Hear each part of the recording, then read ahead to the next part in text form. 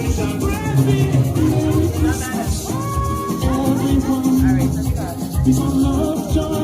hello to everybody on the stream.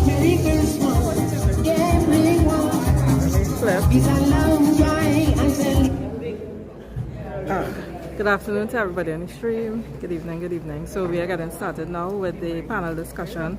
It's Scherzando Week, Curepe Scherzando Week. Tonight's discussion is the future of Pan. There are 3 panelists and 1 moderator. So Royal Gibbons will be moderating our panelists, Vanessa Headley-Brewster, Michael Cooper, and Adrian Jaikaran. All right, so we are getting started now. So I'm just gonna flip. Hey Marjorie.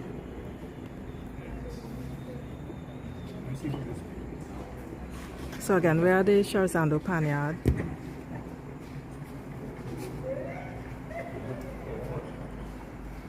And I'll just show you who's here right now.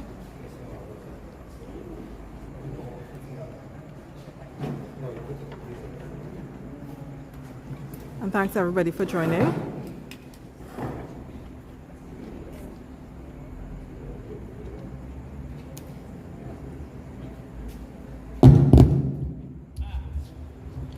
Thanks, Gloria. Brenda was looking for the night, right? So we have to do what we have here. Good night, everyone. My name is Tahira Charles. Welcome to Curepe Scherzando Pan Theatre.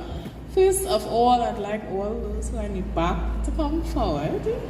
So you all are not too far. Yeah, you all are the persons in the back. Or in my angel house.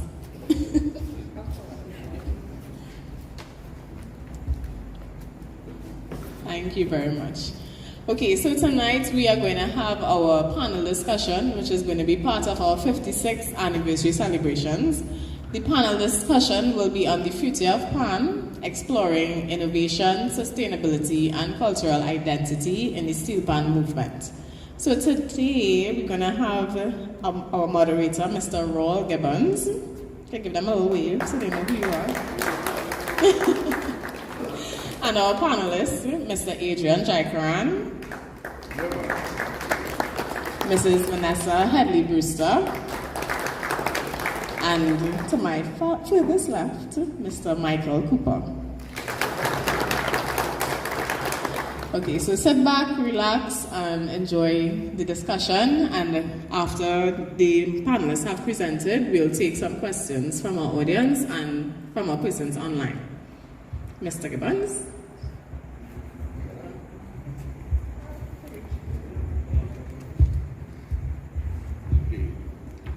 Okay, good evening all. Thank you, Tahira. Good evening. Good evening all. Is better? Okay. Okay, first of all, I'd like to say congratulations to Scherzando on the celebration of, is it 55 or 56? 56 years, right? That's a record. That means that the band really was born in the period of our struggle, the Black Power period. Yes, the period of black consciousness. I would have been 69, 70. I remember when I first came to this band, first met this band, I'd come back from Jamaica. I'm doing theater. And my first contact in the mid-70s, the poet in residence was Abdul Malik. I remember 2 things about the band at that time. The first thing was that it was an unsponsored band, and that did not mean that there was a lack. The fact that it was unsponsored did not mean that it was a deficiency. My impression of the band in those days, and remains throughout the 26 years, is one of being unsponsored meant freedom, meant independence. You had nobody's beck and call. That's what I saw in the band. I also saw in the band that the space, because when I knew it, it wasn't even like this. It was more like the market when you came inside. It was the market, yes, but the stalls were outside there. Yeah. They had Palmo and Rove and all those people. And but even in those days, it was a cultural center, because that's where Abdul was. Malik was the first really popular poet that I knew. And then it surfaced, of course, a number of other people. I remember our tuner from Point 14, Alain Gervais, right, made his home here, and so on. So, a lot of history in this place. So when we're talking about the future of Pan, we're talking about the past as well, where it came from. And I've spoken about one Abdul, that's Abdul Malik. But there's another Abdul that in a way who represented the spirit of Scherzando. Abdul Reed. Going through my files today, I found a document that Abdul gave me the copy. It's called Pan, the National Instrument of Trinidad and Tobago.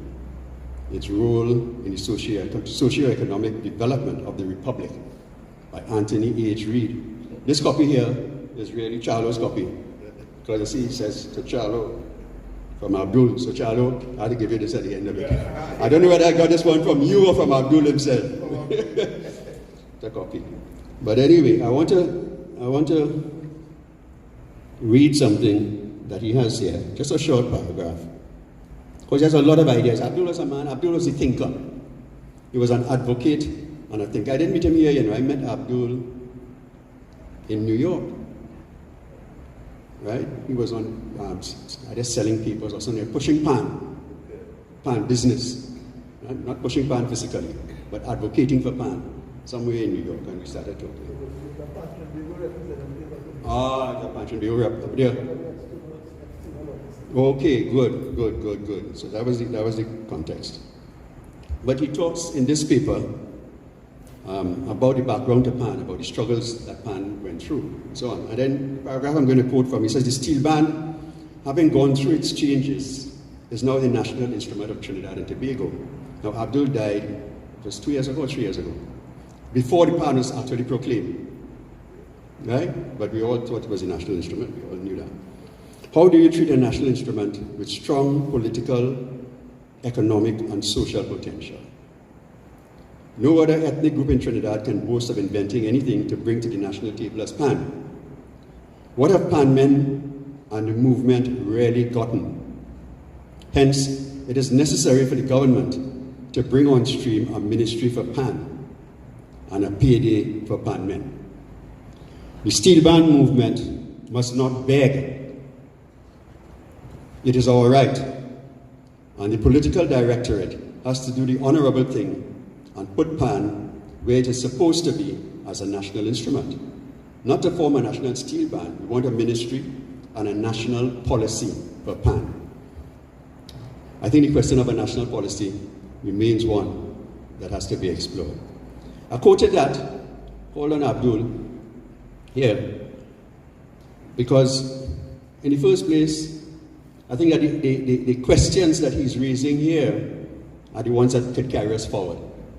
In terms of, I'm not determining what people will say tonight, but in terms of some of the questions we may ask ourselves. Yes? Since that time, when Abdul wrote this, we have a situation where from the same government, the same state, let's just put it that way, that has proclaimed Pan, the state agencies have withdrawn sponsorship from the steel bands, from certain steel bands. Steel bands sponsored by state agencies. Right? So the question that Abdul is asking here, coming out of this statement, is what is the significance, what is the meaning of Pan to our society?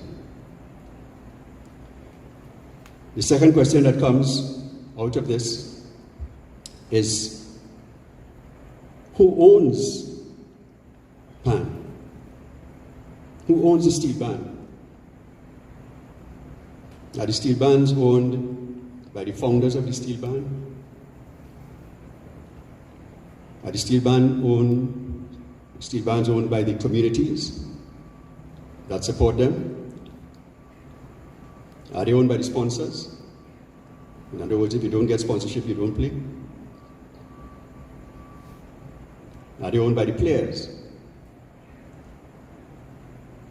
In taking us forward, and talking about the future of Pan, we have to consider who owns steel bands. And the third question that comes out of Abdul's statements here, some of the things that he said before, is the future of Pan in Trinidad or outside of Trinidad?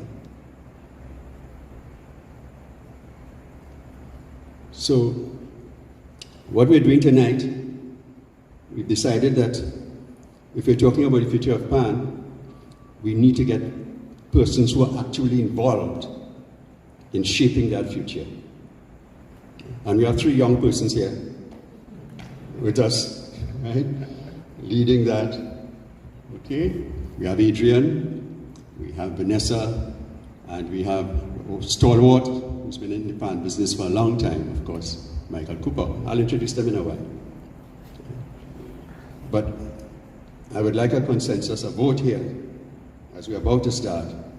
Now, this panel is dedicated to Abdul, and to the 2 Abduls,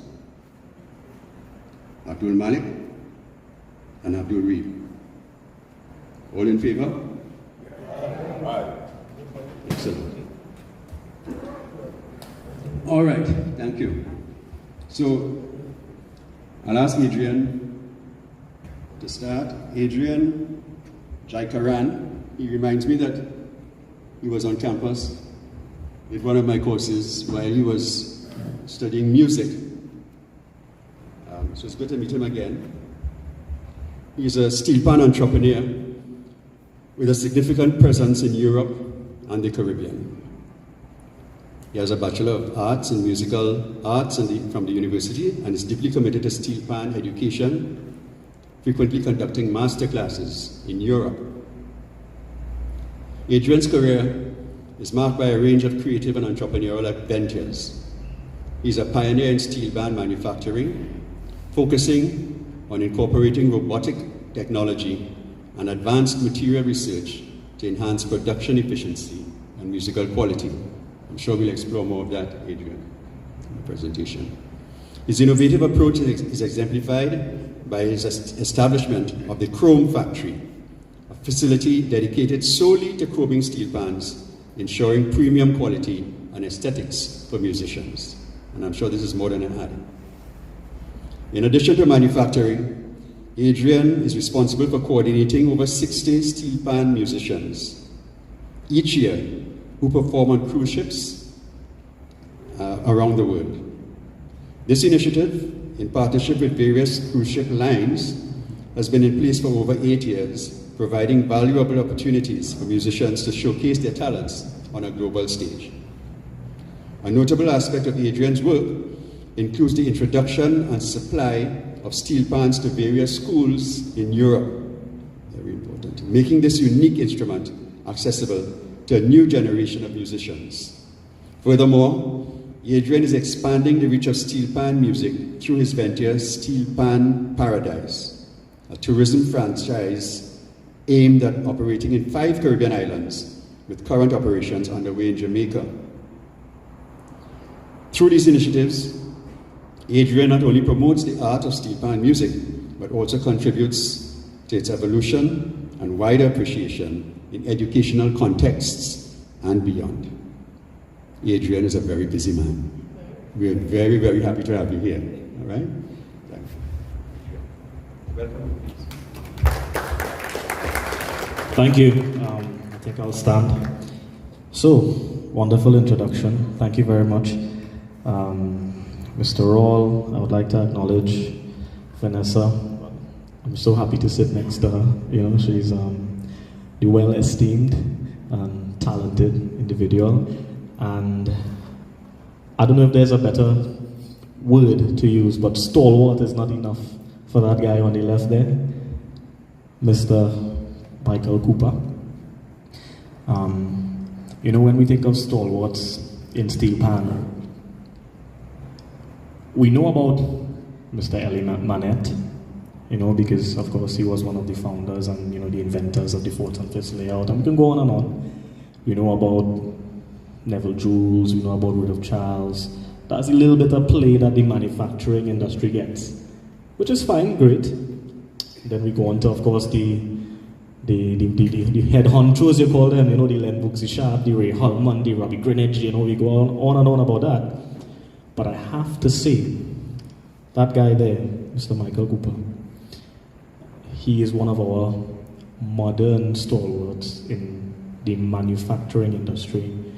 And it's a lot of work that I guess the regular eye will not see. Don't go and say Adrian call all the regular people.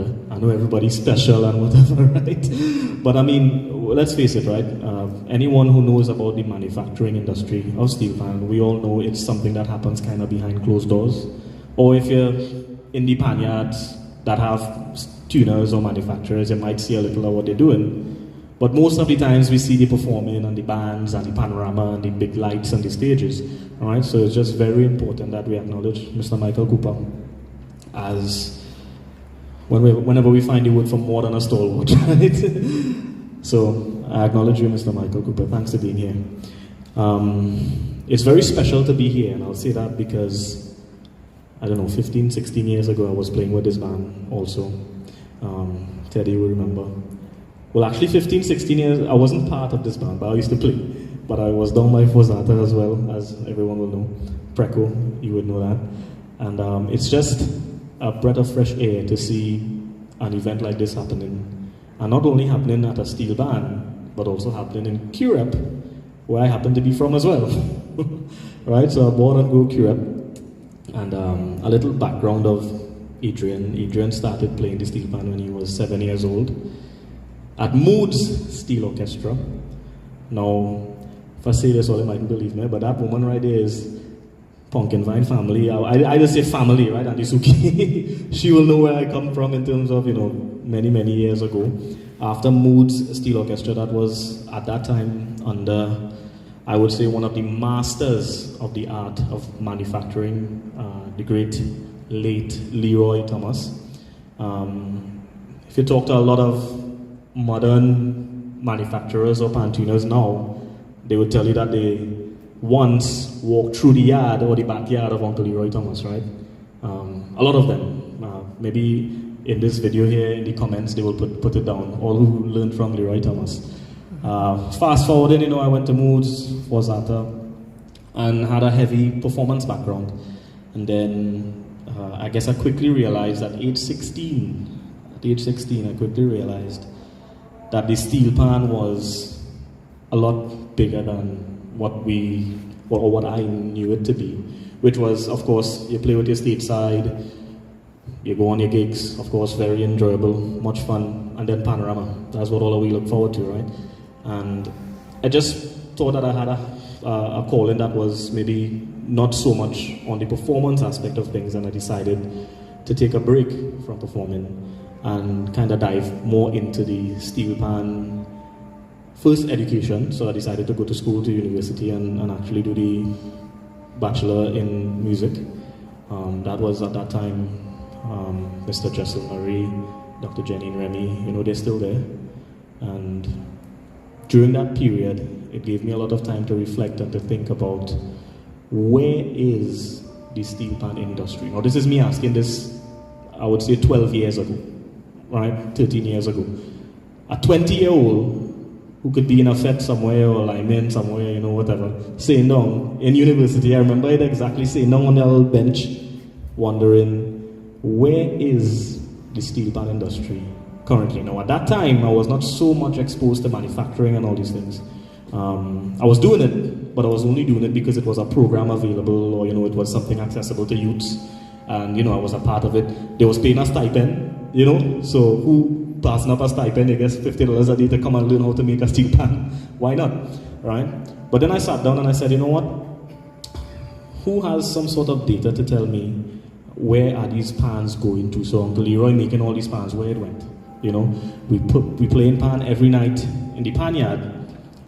How much are you getting the worth of the time that you put in, right? So I started to ask questions, and that's what actually prompted my I hate to say exit, right? But it really felt to a lot of people like I exited the performance space. But I had to leave for a bit, and the reason why I left was because I was struggling to find an identity in the industry that was not related, completely unrelated to Panorama or to the norm of what we know, right? Again, what we know today is absolutely amazing, brilliant, but everyone has a calling, right? And sometimes when you feel like this is not your calling, you just try to find some more worth to it. It so happened that I stumbled across, I would say, a realization that the steel pan industry is, and at that time, I mean, it was even more, but it's still a lot, is one of the most growing musical industries in the world, if not the most growing musical industries in the world. When I thought of that, then I started to think, I'm looking for a career. In a career, of course, you have to be sustainable enough to have a family, to feed your kids if you have kids, or your wife or whatever. So that's one thing. And of course, you need to earn money. So how is that going to happen? And then I started to dive into a lot of other things. The first thing that I said, you know what? I'm going to try to get onto a cruise ship. So I started to work on the cruise ship. Working on the cruise ship brought about many opportunities, networking, socializing, and I always tell musicians to go out now, even with my company who send out musicians. I'm not sending you on a cruise ship to be coming every year for me to send you out every year. I'm sending you on a cruise ship to network, link up with people, and after 2 years, I don't want to see you coming back to me. I want to hear that you're somewhere in Germany or somewhere, doing something else. While the steel pan, by the way, is a sustainable way of living, if you actually go into the steel pan, the cruise ship space, you'll realize that it's kind of like a fake world. Where do you go that your meals are paid for, your accommodation is paid for, you have no bills, and you're just getting paid, right? So it's a kind of false reality. So I always, strive for musicians to have that ability to not get comfortable. Go into it, of course, the money is also pretty good, so make the money, but then try finding ways of, better sustainability where you could also have a bigger part of life to live, which is, again, family, sustainable living. So after the cruise ship, I went on to do quite a number of things. I can't tell you all of them now, right? I was just talking to Mr. Cooper, and he was like, I was trying to ask him, how does he find time to do certain things? And he was like, well, Adrian, I should ask you that. And the truth is, one point that he made is that, you'll ask somebody, are you busy? And they might say, yes, they're busy. So let's say they can't come here because they're busy. But whatever they're busy for, it means that they're doing other things, right? It means that those other things are, of course, important to them, and that's why they do it, right? So one of the things that I learned from the stalwart just tonight again is that, hey, if something is important, most likely you will find the time to do it, right? And I think that's why I'm here tonight as well, because it was really, I think, touching the heart as well that it could happen here. So we talk about innovation. Does anybody know when the piano was invented? Any idea? So sometimes we say, oh, hey boy, 10 years is plenty, 20 years is plenty. We know 20 years is a lot, right? 30 years is a lot, 100 years is a lot. 200 years seems like 5 lifetimes. The piano was invented in the 1700s. That gives it about 320 something years of existence. Anybody plays piano here? You play piano? Do you play the synthesizer? You know what the synthesizer is? The keyboard. Do you play the keyboard? And you can have different tones on the keyboard and stuff. So you can play a trumpet on the keyboard, you could do all sorts of things, right? So for a keyboard musician or a piano musician, even in 2025, now remember I just said 300 and something years ago, right? It was invented. even in 2025, you can still get a latest model of a piano, right? Why? Because every year they keep developing it. Every year it evolves. Big brands like Yamaha, Korg, they still have ambassadors who test their instruments, right? Who basically, they get paid to use the instrument to try to, guess what? To develop it more, to get the feedback, to go back to the engineers, go back to the, the people in charge of manufacturing to say, hey, here's what, we need to change this, we need to fix that, we need to do this, we need to do that. All right? The point is, oh, by the way, the guitar is the same, right? The guitar is about 200 and something years old. Quite some time, like 220 something years. I think the piano was invented first, and then the guitar was like about 100 years after. All right? Point being, anybody know? All right, so I'm going to stick to the safe answer, and the safe answer is somewhere between the 1930s and the 40s, right? A lot of speculation, of course, but we all know the heads who were involved. But anyway, there, between the 1930s, 36, 37, maybe Mr. Cooper would give us some more stories that could maybe lead up to a closer date, right? But what I'm trying to say is the steel pan is only 80 something years old, right? The steel pan still has, I would say, about 100 years to go in development, in innovation, sorry? Right, so we're talking 30s, all right, let me do some maths here, right? So 60, 70, 80, about 90 years old, right? Cool, the first panorama was 63, then we're talking about before, yes, in the 30s, right? So, I'm being correct now? Right, yes. So, the point I'm trying to make is that in innovation, we need to understand that where we are now, so where that beautiful instrument is now, is only one half of the journey, or even less than one half of the journey. Now then you ask yourself the question, is the steel pan player going to be the one who's developing that instrument? Yes, maybe, could be. But the steel pan player now has to put themselves in that position to, to carry on that task. There is a very limited supply of, I would say, master craftsmen in Trinidad and Tobago, or maybe around the world now, who can actually take a steel pan from the drum and bring it to this lovely musical instrument. And that's another topic by itself. But if I were to move forward in the conversation about innovation, I would end it by saying that we need to spend much more time, just as we spend a lot of time on panorama and performance and all the good stuff. Steel pan, I was telling Mr. Gibbons, performance is going up. When you think about Joshua Regrello and all these other personalities who are performing, it's soaring, amazing work, right? But we need to see that same development happening with the manufacturing industry.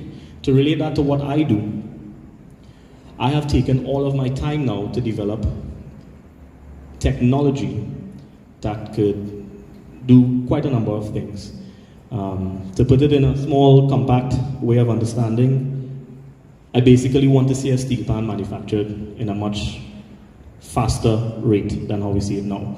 Now, of course, the steel pan is a specially made thing, right? It's you can't just go and say, all right, you're going to make a robot and press a button and it's made, right? And that is all, of course, acknowledged in any type of technological advancement. You have to have skilled artisans still available, and I think I'm quite close to technology that actually manufactures. But we still need the skilled artisan, right? I mean, we still need that person there, because without that knowledge, that brain knowledge, unfortunately, AI is not smart enough yet. Even to tune a pan, well, I don't think I will ever live to see a pan being tuned by technology. Maybe others share a different opinion. But that's just me being in the technological space, chatting with the engineers, showing them, what is possible, what is not possible. Fortunately, I'm also, I had to check my bio. Using the word pioneer in my bio for manufacturing is a bit weird. I had to check that. I don't think I'm a pioneer in manufacturing, but I do tune as well. So it offers me the ability to relate information to metallurgists, for example, the professionals who understand the material of how the pan is made, right? It's not just about, 1.2, the gauge is 1.1 or 1.0, but it's understanding the substructure, understanding the actual metal composition, how much silicone, how much carbon content, how much iron content, right? All of these are percentages that you actually put in. It's actually like a little powder and you sprinkle it inside something. It's a molten process, basically. So, I mean, even that, I've exposed myself now to that. Because, of course, when you have robot technology, you need standard material, right? So if you don't have a standard drum to make a pan, then you'd see that, out of 10 drums, 2 of them burst or 1 of them burst. So all of them is connected in that way. In terms of sustainability, there is a lot of work to be done. I think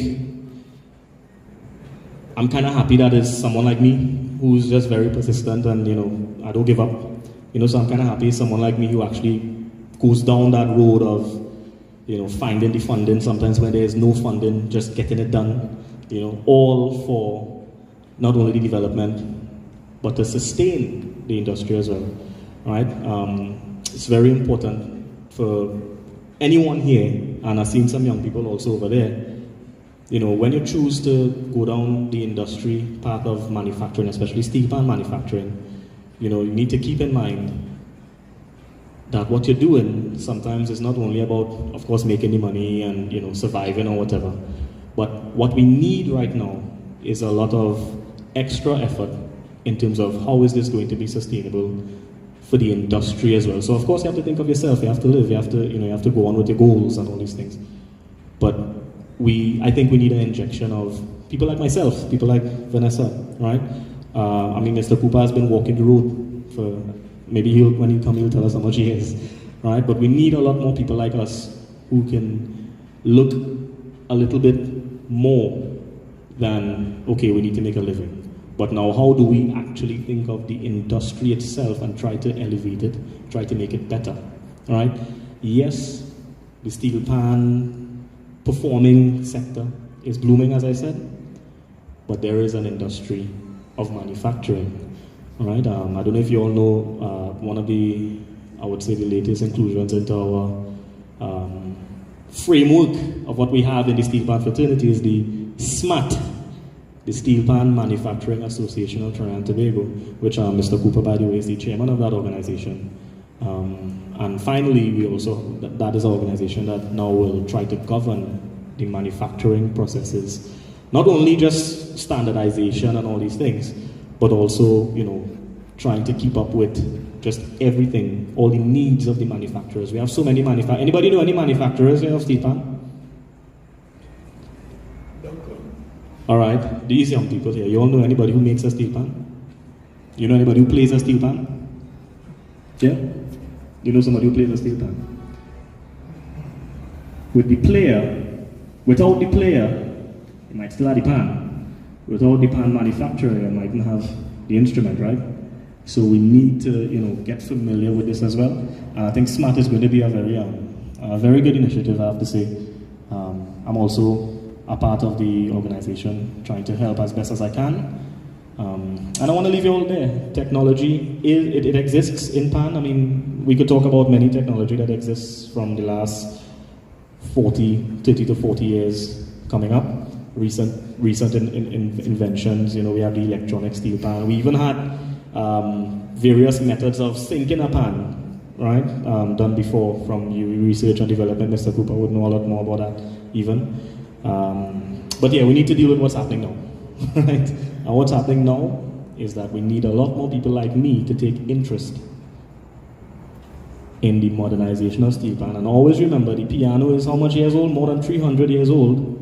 We need to understand that there's a lot more to go on the road, and let us continue walking the road of steel pan development, steel pan globalization. All right? Thank you very much.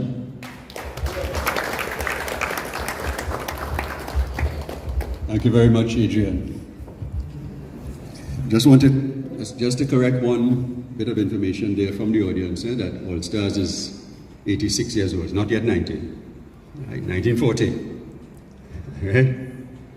Okay, yes, so Adrian emphasized for us the importance of technology in terms of moving Pan forward into the future. In his case, he's using, as he says, robotics.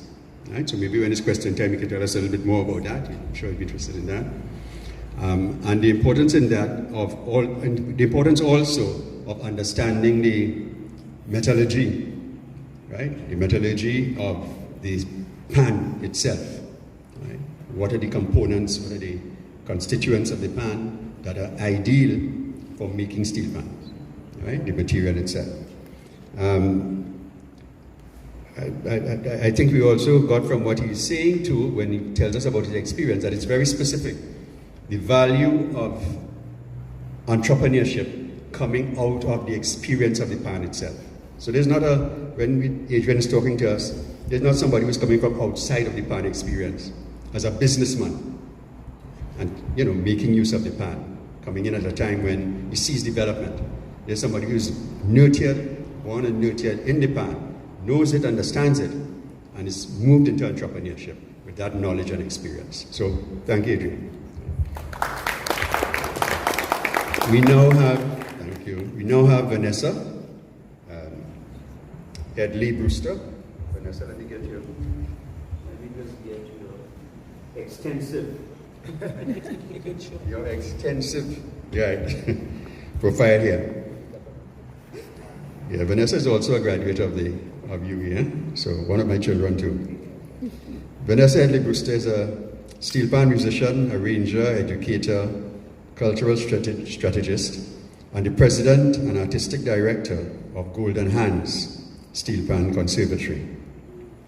She stands as the next generation of leadership in one of the nation's most respected steelpan institutions, guiding its evolution into the future while honoring the remarkable foundation. And I should say that foundation was built by her grandmother and her mother. Right? Her grandmother is still there. Yes, and her grandmother is still alive. She'll be 95 this year. Okay, good. She's a renowned steelpan composer and has arranged various works, including some featured in the national panorama across all conventional categories. Her most notable work is with Golden Hands, leading them to victories in panorama and music festivals as one of the leading female arrangers in the national movement. Her work spans performance, composition, arranging, education, and mentorship with students who excel not only locally, but on the international stage. As host of Wax Radio Steelpan City and her own steelpan-focused podcast in Tune, she continues to expand the footprint of Pan across media, education, and global collaboration, serving as a cultural ambassador for Trinidad and Tobago. With an active vision for institutional development, youth education, international steelpan awareness, and the evolution of our national instrument, Vanessa stands among the voices shaping the steelpan's future. So welcome her, please, as she takes the floor.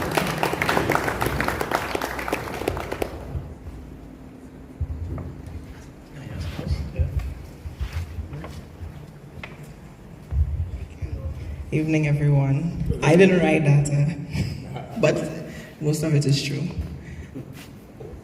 Oh, we're done. All right, I'm so happy to be here. Thank you for inviting me, and good evening to the esteemed panel. As Mr. Gilman said, I'm one of his children. Actually, Adrian and I would have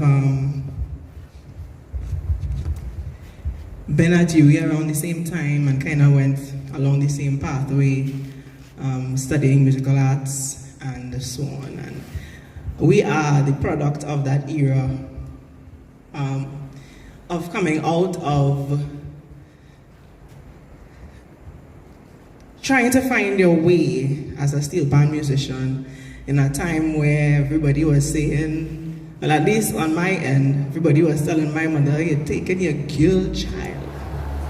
Now, I know all I know about that, but it was still going on up to 2010. And I have some parents still a little squeamish about the thought, right? But we're changing that slowly. but surely.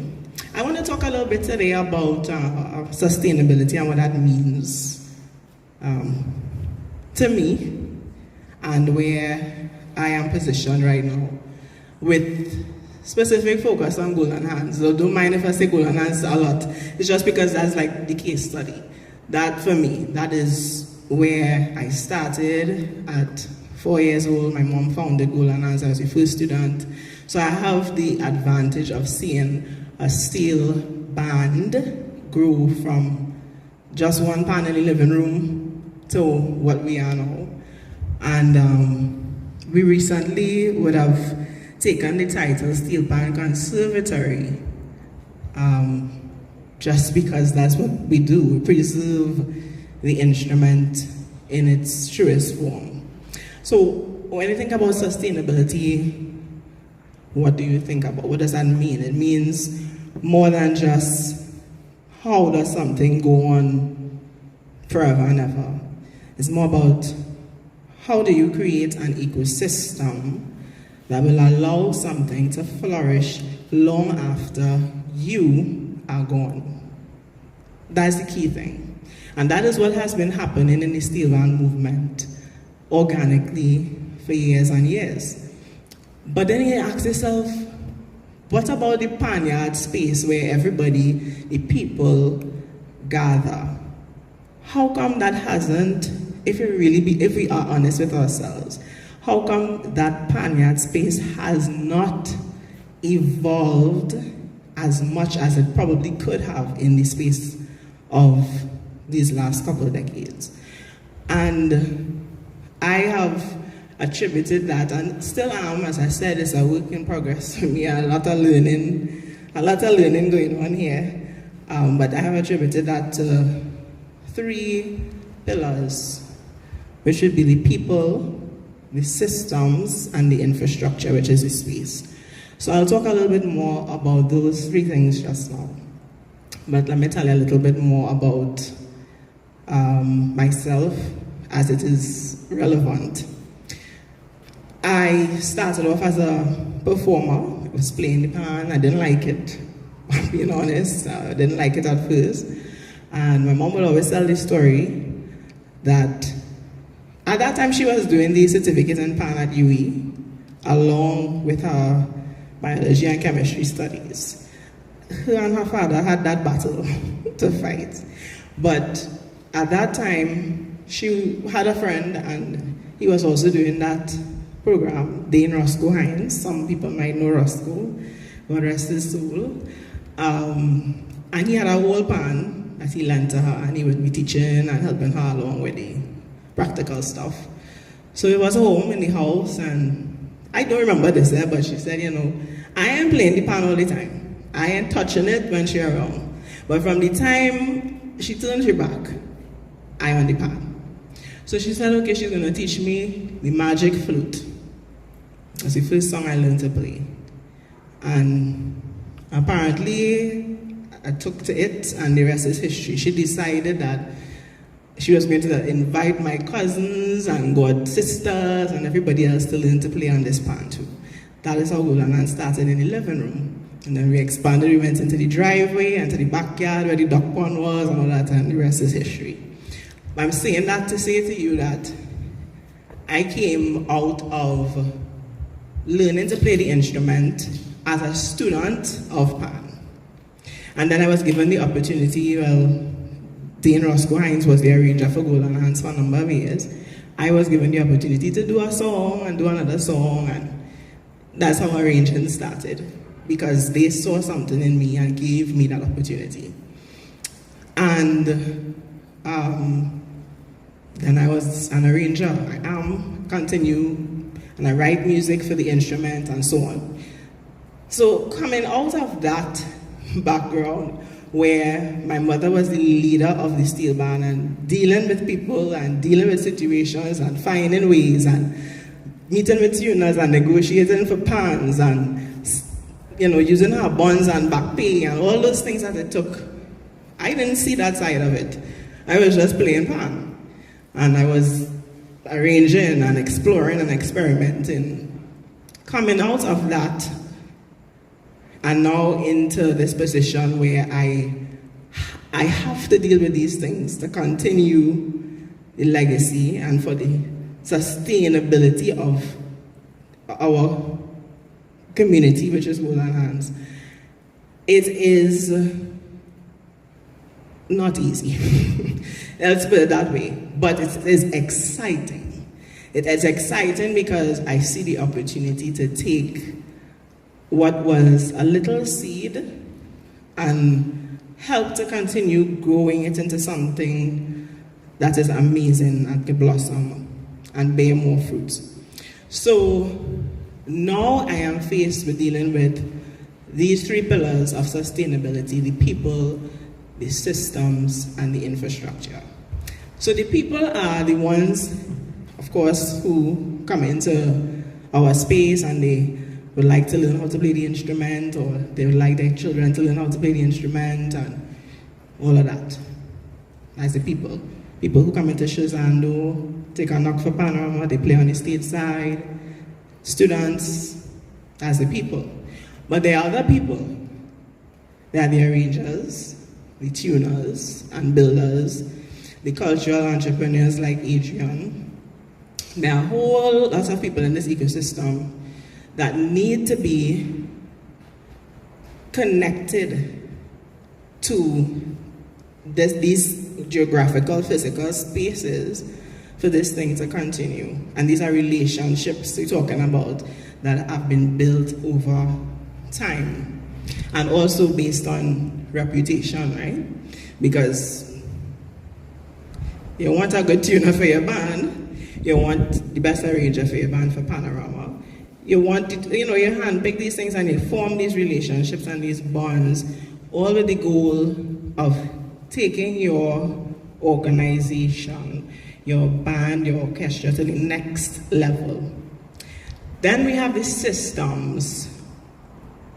The systems are what run the steel band on a day-to-day basis. And they are very simple systems. Like when you come in, you know who's the person to open up, who's the person to open the pan room, who's the person, the last one to leave the lockup, who's the person you talk to open the bar and run the bar, different things. There are systems in place, even if they are not documented, that allow the organization to run like a well-oiled machine, right? And then the infrastructure, the space itself. What does that space look like? Is it a space that you call your own? Is it something that a lot of steel bands don't have their own space. Let's call it as it is. They're taking a borrow from somebody, they're begging a little lodging, and yet they're functioning. How is that possible, and is that really sustainable in the long term? So I want to go back again to the beginning of the three pillars in terms of the people. How is it that we could encourage people to keep coming into the barnyards? You might say people will always walk in, but a lot of those people that walk in, they come into line. They just come to hang out. They're really coming to contribute to building something. And we want to encourage people to come in to contribute to building, because that's where the sustainability, that's where the ecosystem really begins to take shape. When people walk in and they bring their talents and their expertise and their personalities and their reputation and all of that into this space. So we start to think about how do we align ourselves with people like that. I think that to do that, it takes that word that I used before, relationship, and being outgoing. And that's something for me personally that is new territory, because I don't like the interacting thing too much. But how would you really get to know someone or somebody get to know you unless you have a conversation? You have to have that conversation. So at Scherzando, I'm just curious to know, how do people come into this space? How are they welcomed here? How are they, I don't want to use the word allowed, but drawn to the space, if anybody is able to say, just as a point of reference for what I want to say next? Is it that on average, panorama time, you see an influx of players come in and then they stay on throughout the year? Or is it that you actively recruit people to teaching programs? Or is it that in a situation like this where we have a panel discussion, somebody might express interest in staying on and helping to build the organization, or all of the above? Anybody could tell me?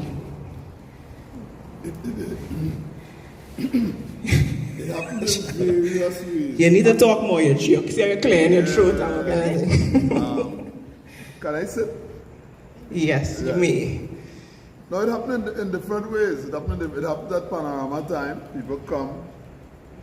Now, Scherzando is a space that allows different persons to come in. You know, if you understand what I'm saying. I mean, lesser so now than before. Before was more, you know, it had more traffic, people passing through, right? So we did all of the above, right? Panorama. Then we have activities. Then we have, when it had football, it had netball, it had different things to attract persons, right? And you know, in these kind of spaces, people get attracted for different reasons, right? So they come with their own, you know, people come with their own baggage. Yes. And they realize, well, I could put on this baggage here. Or this baggage, I could, you know, when I come here now, I'm not feeling it again then, or something like that then, right? So you'll find, it's all these persons that come through, all, you know, in different ways. We are not, I must admit, we don't have a music class presently. It had different, at different stages, it had for the summer vacation classes and that kind of thing. But we don't have a permanent class right now. But people come through all the, you know, different things. Wait, right. So everybody heard what Charlo was saying, right? Basically, people come in because they basically want to find home. They want to find somewhere where they're comfortable and they could be themselves and they could be a part of something that makes them feel good. That's plain and simple. You mentioned that you don't presently have any music classes, but there's this misconception that to be productive, you should have a music theory class happening in a steel band. Now, that's just a controversial thing I've seen here now. I see people eye open out wide. Panyard is a music literacy program happening at the yard. By show of hands. All right. All right, I have a couple of people here. Some people, yeah, I know you think is yes, but you don't want to put up your hand. All right, and you know, this is the thing, there is no one way to be sustainable or to be productive. Every panya doesn't have to look the same. Everybody don't have to do the same things. And everybody can't do everything. You understand? And this is what I have found has been part of the problem. Everybody wants to do everything and excel at nothing. Everybody wants to do everything and excel at nothing. We have over, what, 100 and something steel bands? Close to, on paper. Now, everybody may not have the facilities or the space or whatever to do a number of things. So then, why try to be an orange if you're an apple? Everything is not for everybody. So just because we put a lot of emphasis and focus on music literacy, because academia says that if you have qualifications and all the things that Mr. Gibbons reading out sound good, that's what we put the value on. Everybody says that, okay, we should have a music program. I'm not taken away from that. I will be first to tell you that I think all musicians should be able to read and write music.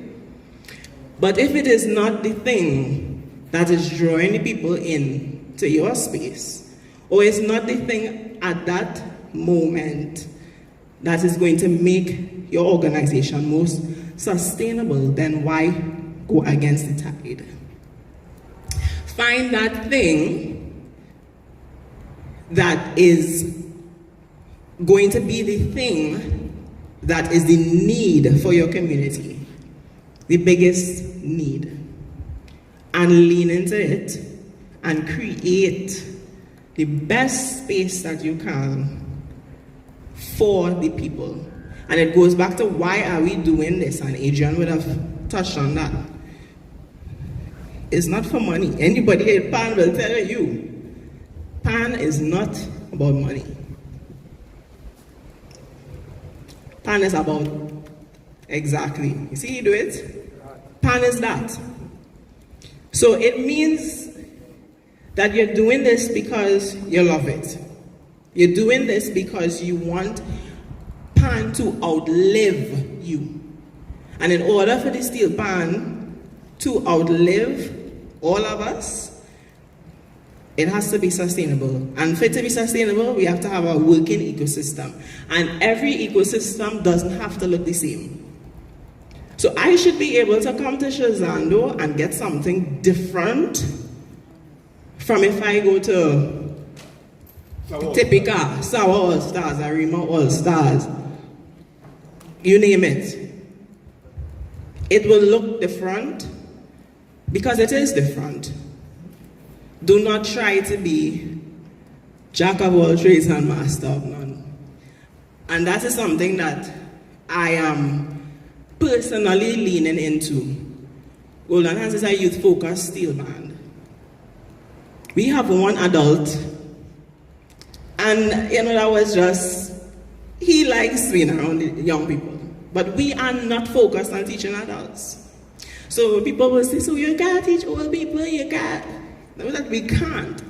We don't want to channel resources into an adult program right now. That's just not what we are about.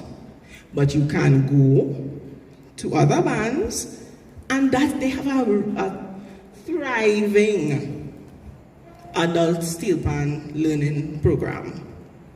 And that works for them.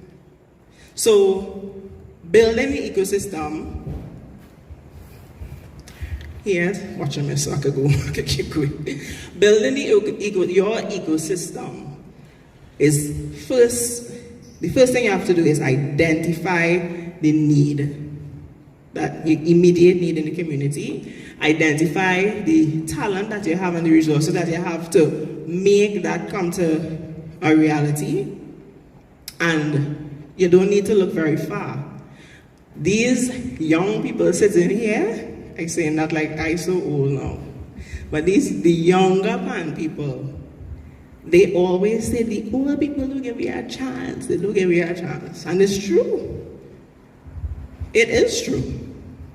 Because it was done this way for so long and it worked. But just as time is evolving, hear them now, boy, oh good. And now to get them to wake up. Yeah, but they have things to offer. And that's your human resource right there. These are the people that can make this ecosystem into something really unique. And so when we talk about the people, we're looking within. And we would have had this discussion, Mr. Gibbons, so many times about looking right within for the talent to develop and grow your organization. So that's about the people. And then the systems, quickly. The systems do not, just like, okay, let me liken it to this.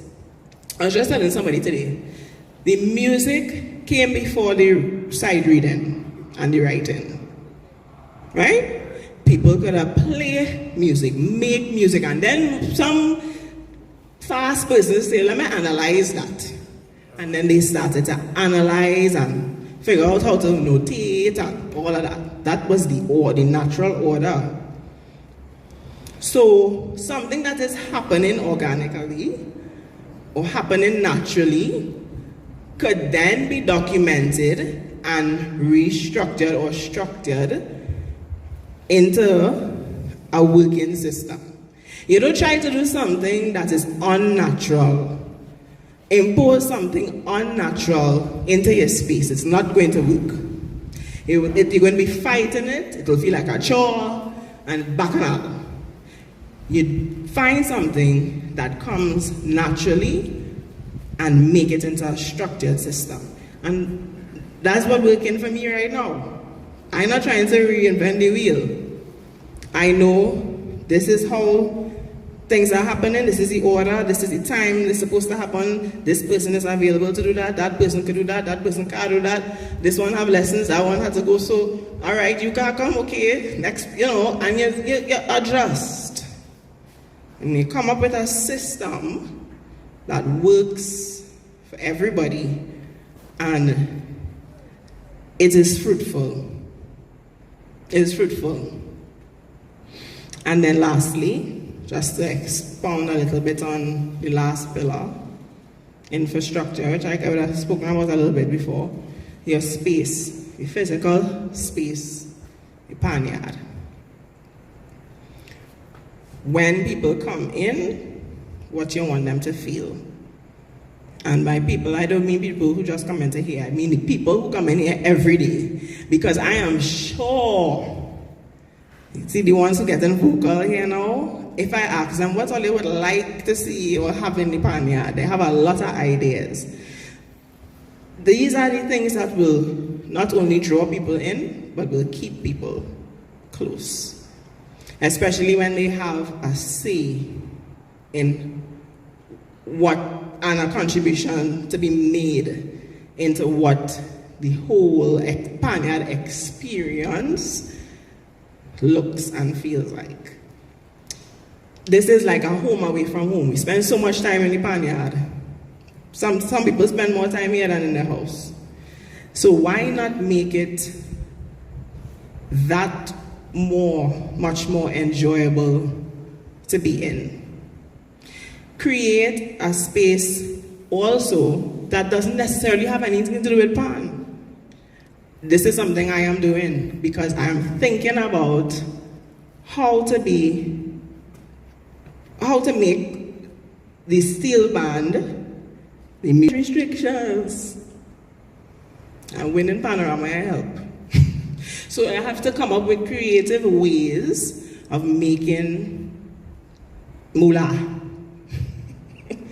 And one of those things have nothing to do with pan, but have a whole space that you spend a set of money and invest a set of money in to paint and pave and make sure you have proper ceiling and everything lock away tight. And so when we're not practicing, and it could be used for something else. And I know that there are bands doing that, but I'm just making the point and just drawing reference to maybe some ways that the physical panyard space may just be an avenue for sustainability outside of its intended purpose. And there are so many other things. And I think that if we all, as pan people, really think about what sustainability means to us as individual people, and as individual steel bands and steel orchestras, we will realize that it doesn't, I'm saying this again in closing, it doesn't have to look the same for everybody. It just has to be what works best for you and what works best for me. And that way, we have the best of the best from panyard to panyard. Thank you.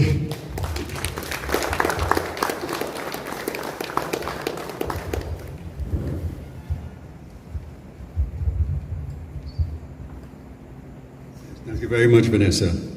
Yes, drawing on the experience as a band leader. Yes, and sharing that experience with us. And the takeaway being, you use what you have and make it work for you.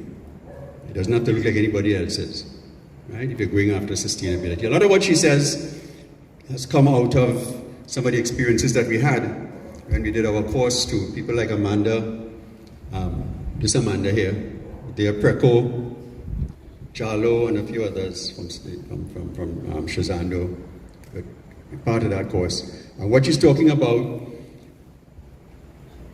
can be best experienced in a program, right, where you develop the skills to practice the kind of management, the kind of sustainability that she's aiming for, and so on. Yeah, and we will be offering that. We'll talk some more about that at another point in time. But Caribbean Yard Campus, let me just put in this little quick little ad. Caribbean Yard Campus offers courses in management, the management of community organizations, right? And that's the kind of skills that we're talking about here.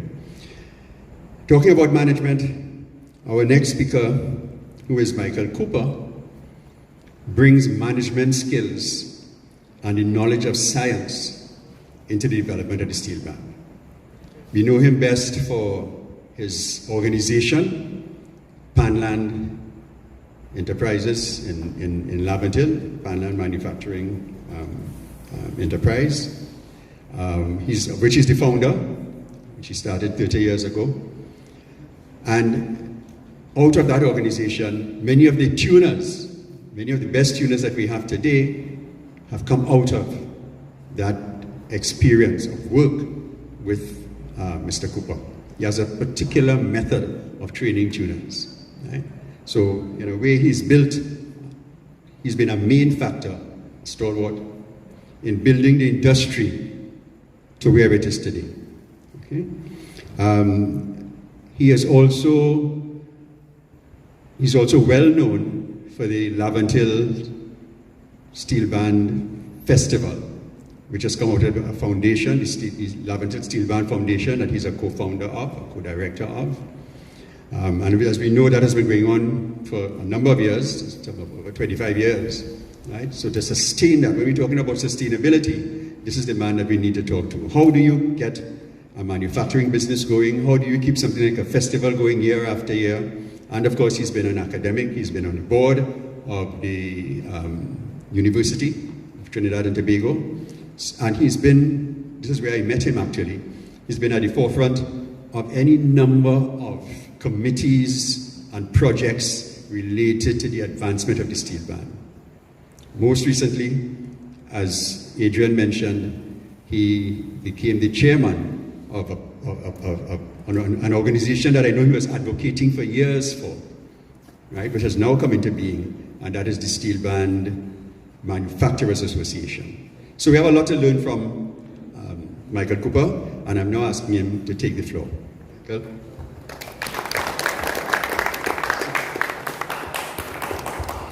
Thank you all. Good night, everyone.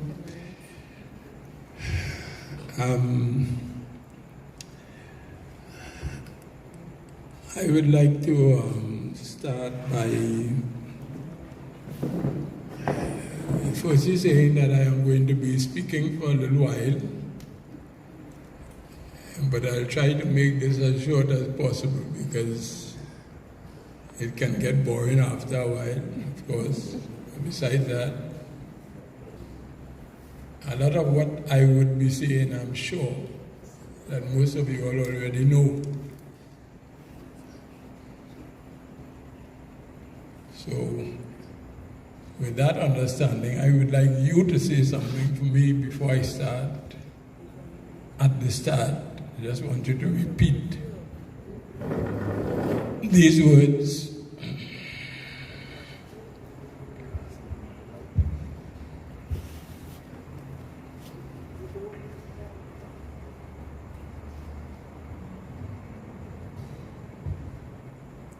Raul did not mention that I'm an Orisha devotee and priest. I just want you to repeat these words as I say them after me.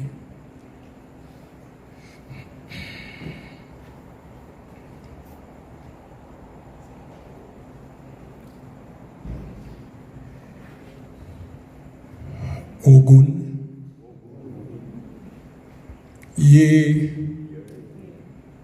Mo, Ye. Thank you, Modupe. That was simple. In case you're wondering what it is, this is a salute to the Orisha Ogun, who is the Orisha of iron, of war, of technology, of steel, and as a result of the steel pan,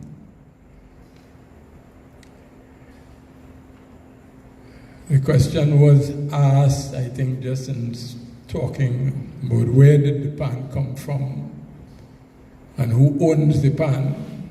So I want to start off a little different trajectory to Adrian and Vanessa. First of all, I want to congratulate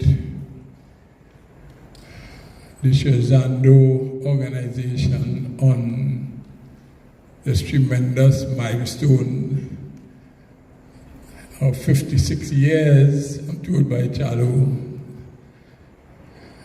anniversary. That is plenty years.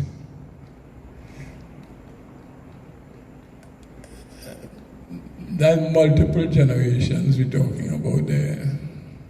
Grandfather stuff.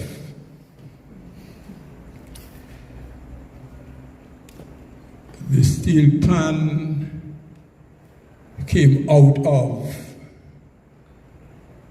energies that came across the ocean from the continent by our ancestors. It came with our ancestors. It came through our ancestors. And it was developed through our ancestors. And the reason I started with the salute to Ogun is I want to make a case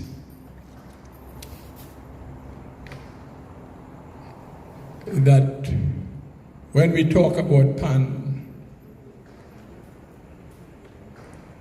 you don't ever hear, except there's a small prayer at the start. We don't talk about God. We don't talk about the spirituality of the pan.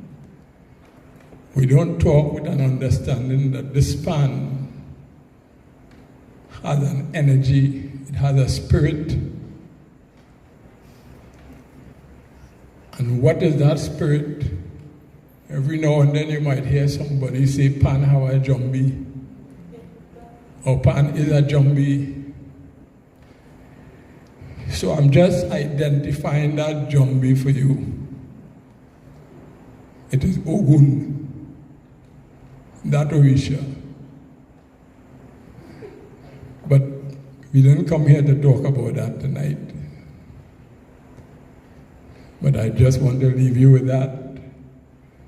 Because anytime I talk about these things, I want to put that on the table because we have to understand, we have to accept, we have to say it, We have to recognize that energy of our ancestors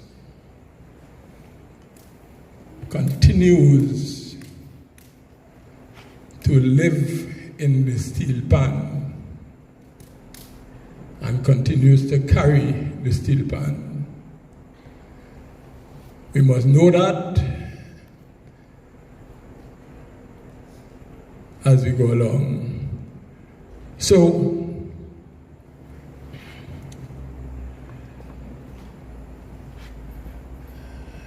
first thing I would ask is, I'll ask Charlo. We have been to 56 panoramas.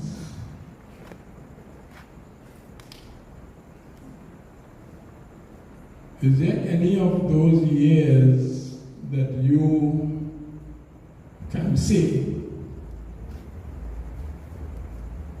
that this was a profitable year, that we make a little money out of that panorama activity?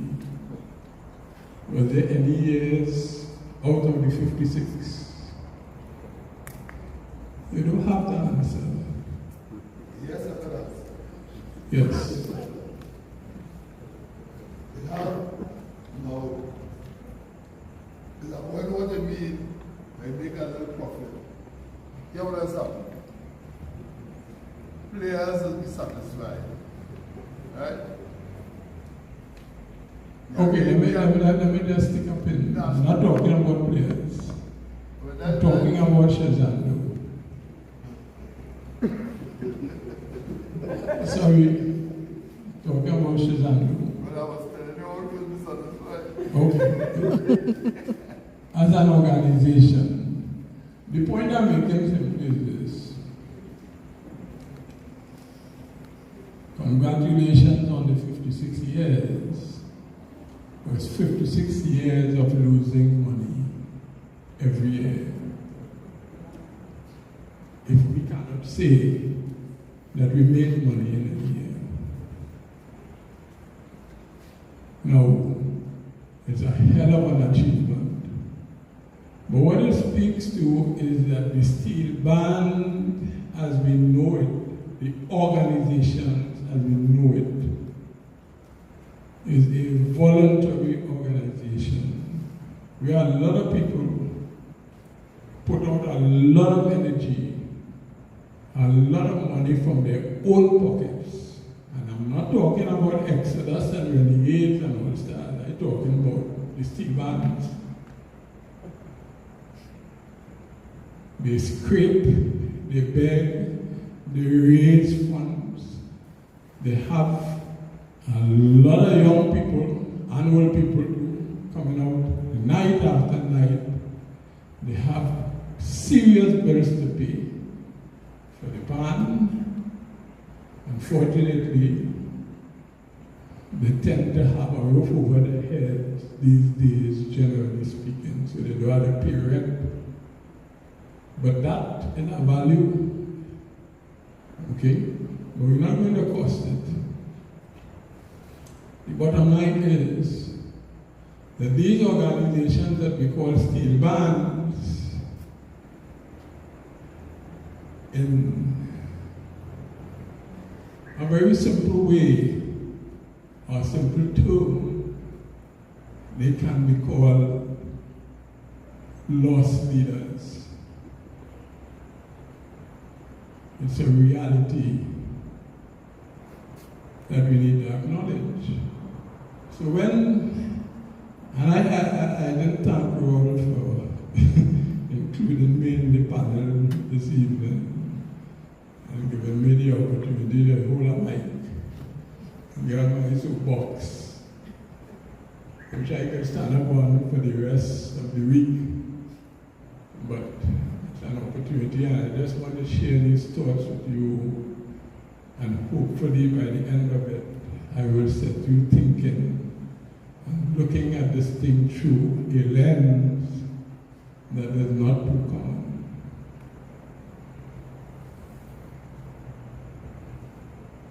So the steel bands have basically identified a purpose. And the reason that all of this investment is made year after year by all of these people as a community service. Basically, we're doing this for our community, for our people, for our youth. Although it's panorama and whatever, and they have to pay all of this thing, we are doing it for the development of our people. So it's a voluntary contribution that we are making in the Spaniard, whether it be Vanessa, whether it be whoever. The big bands with the big sponsors have different considerations, but it masks the reality of what these steel band organizations really are. I made the point that even with the big bands, these steel bands are not sustainable. If the government does not put how much thousands, and these same sponsors do not spend how much at the end of the season, the money that and the cost of these productions are tremendous. I'm not even talking about, it's not like you're buying pan every year.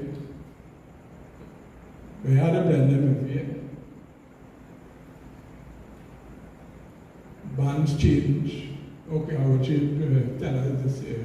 I will change this year. I'm going to do a few, you know, the middle song so strong, so we will get whatever it is. But it is about spend. It's about cost.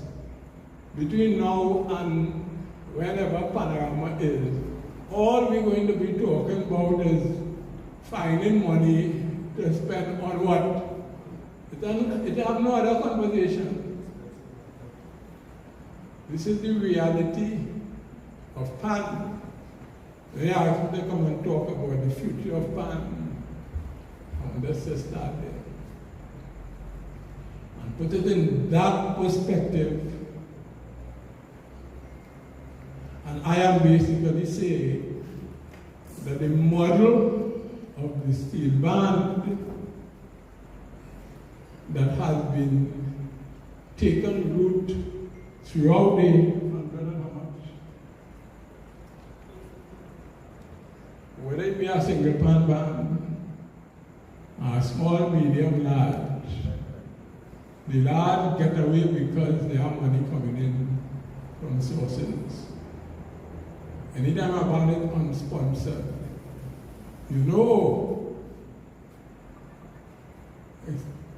excuse the language, you know it's catchers. So the model that we have been using for the steel band, and we continue to use, is not sustainable. Yeah, you'll get through this year, yeah, you'll get through next year, and whatever, it is not sustainable. And if you're going to plan as an organization, if you're going to plan your future based on that model, when you sit down and you start to talk and you start to look at the figures and you start to maybe argue among yourself, where are we going? The picture becomes clear.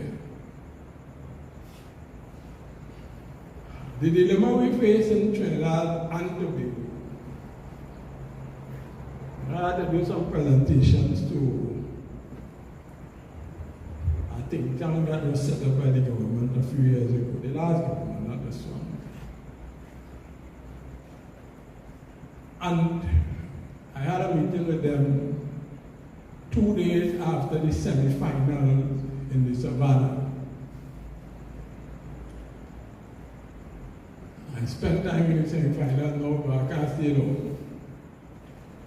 The energy in that savannah,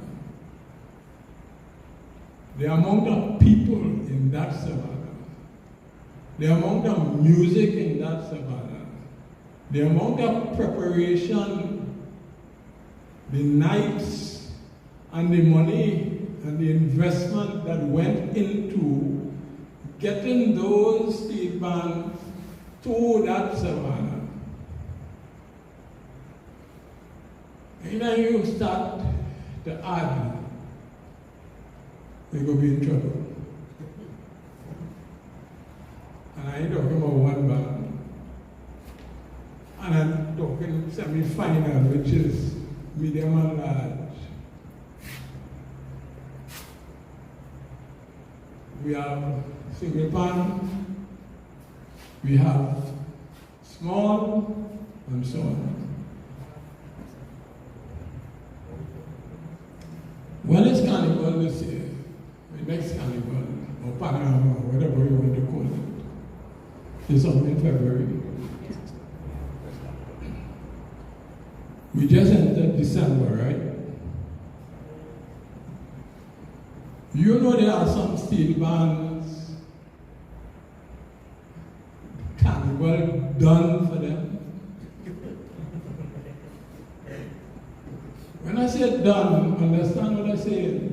It has nothing else to do. Carnival done. Finals play, people get prize first, at least they announce prize. Carnival done.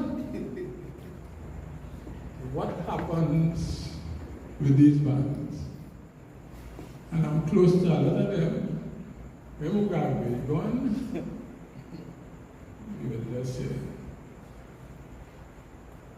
Because we talk and we lament.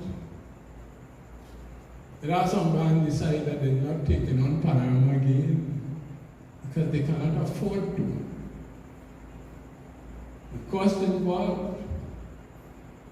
And then on top of that, we have this situation where certain rules and restrictions have been removed. So anybody can play with anybody. In the first competition,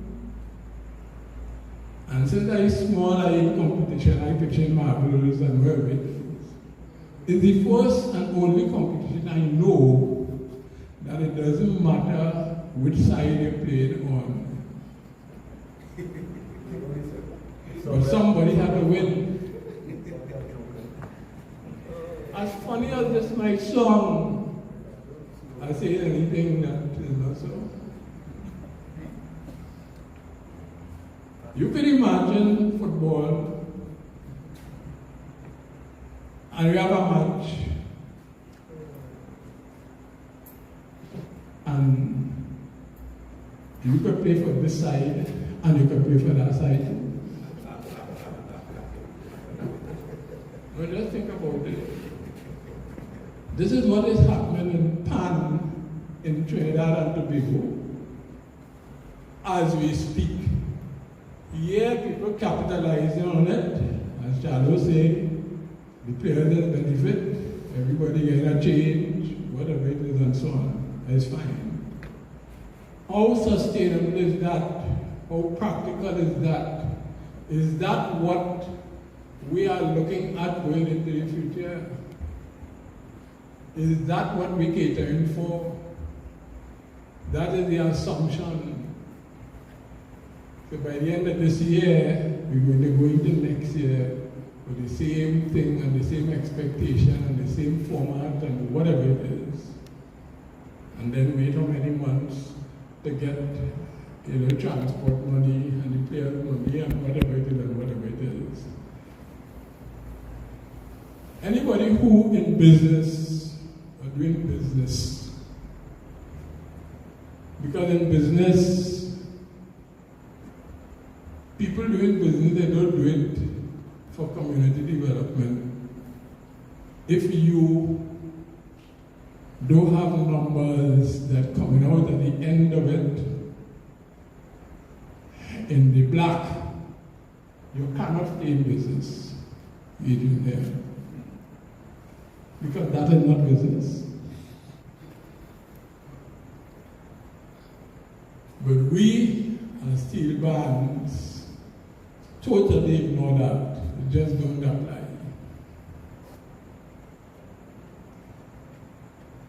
And that's what we're dealing with. Roll asked the question that Abdul wrote. The question was, who does PAN belong to?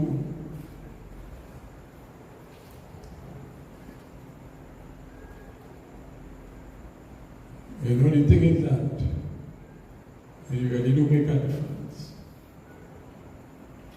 That is the answer to that question. Why do make a difference? Because it don't make sense I saying that something belongs to me and I'm getting no benefit from it.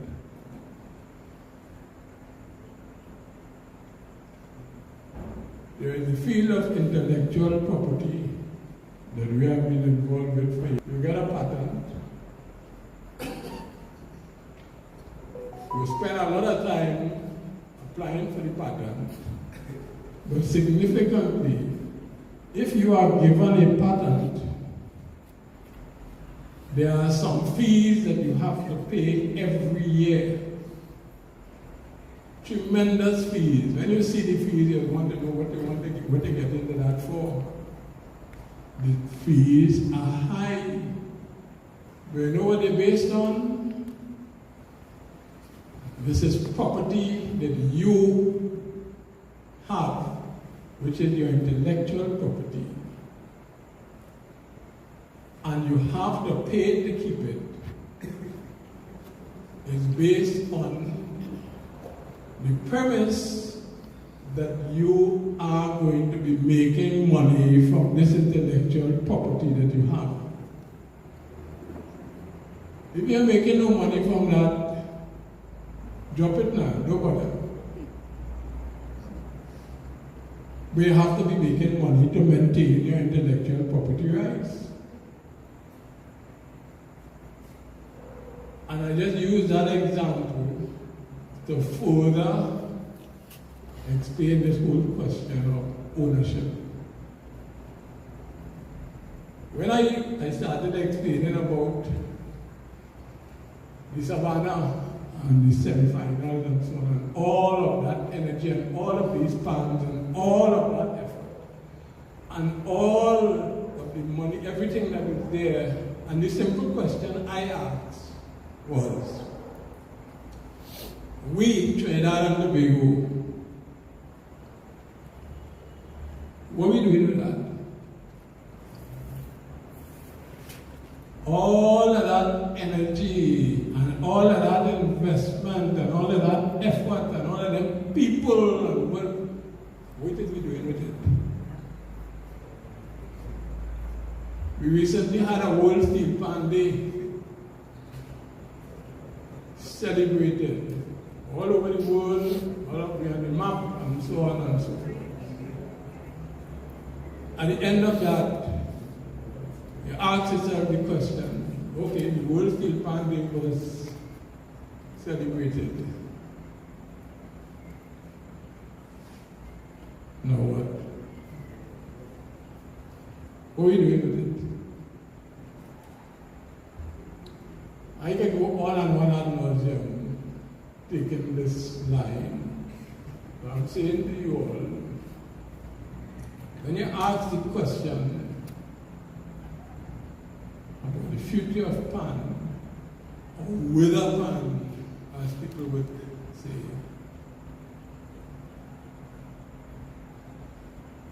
is there sustainability of what we are doing?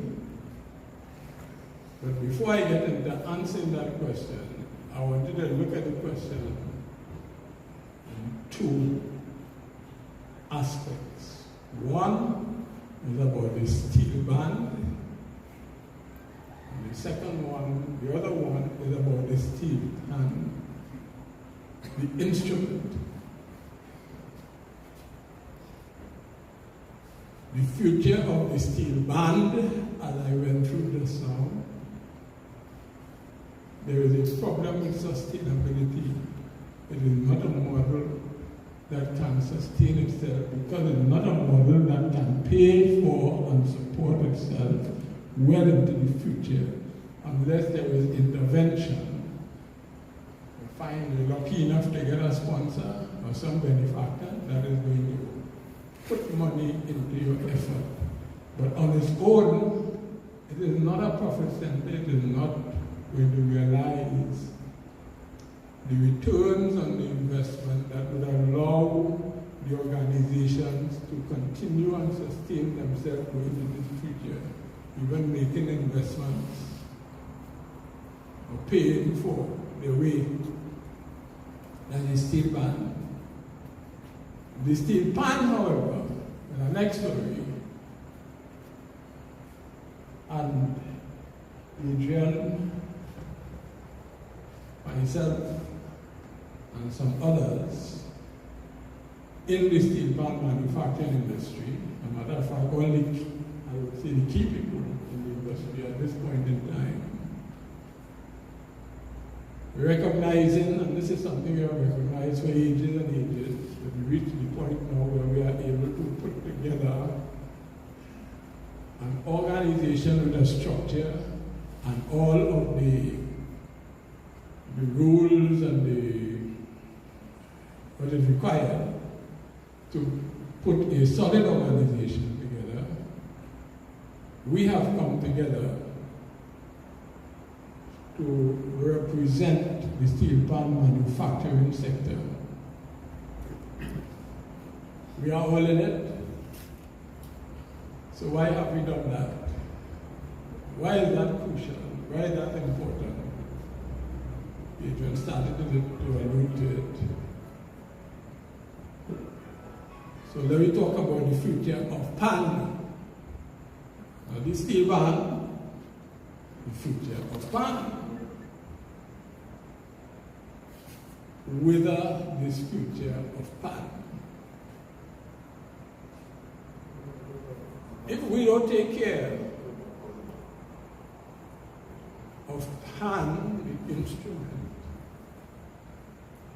the manufacturing of it, the standards, the supply of it, the maintenance of it, the markets, and the economy of steel pan manufacturing, all the big bands, whether it be Exodus, whether it be Desperados, whether it be Pueblo, they can't exist without the pan, you know. So if the pan is not healthy, they're not going to be healthy. The steel bands are not going to be healthy either. If the instrument, we do not pay attention and take care of the issues that concern the instrument, then it's at the core of what concerns the bands going into the future, the steel band going into the future. So when you have pan being pushed, World Steel Pan there we promoting, we want pan all over the world. Who making them? Where they coming from? Trinidad? So who in Trinidad doing that? Adrian doing some, I doing some. And who are the people who have to do it? Where are those skills coming from? Who is training? Who is developing human capacity? This manufacturing sector or activity is done by people. The considerations of these people are what? That whole economy. There are all kinds of issues. I say we wouldn't get into that. Because by now I'm sure you're realizing that you can talk and talk and talk and talk. Right? I'm not going to do that tonight. Okay? However, to answer the question specifically that is asked, the future of PAN, so we can identify problems, we can identify issues, we can identify different things. But identifying those things without proposing what do you do? How are we going to approach it? How are we tackling this thing? It would be a direction of my duty if I do that. The opportunity in PAN, we have the music, we have the performances, we have the organizations. All these things have been happening for years and continue to happen. And as I just mentioned, there are some serious challenges involved. Okay.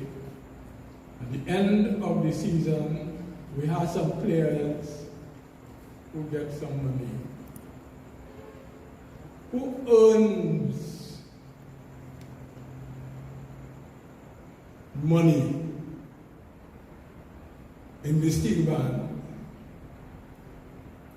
And I'm not talking about the Scherzando, no. I'm talking about the individual, I'm talking about people, I'm talking about,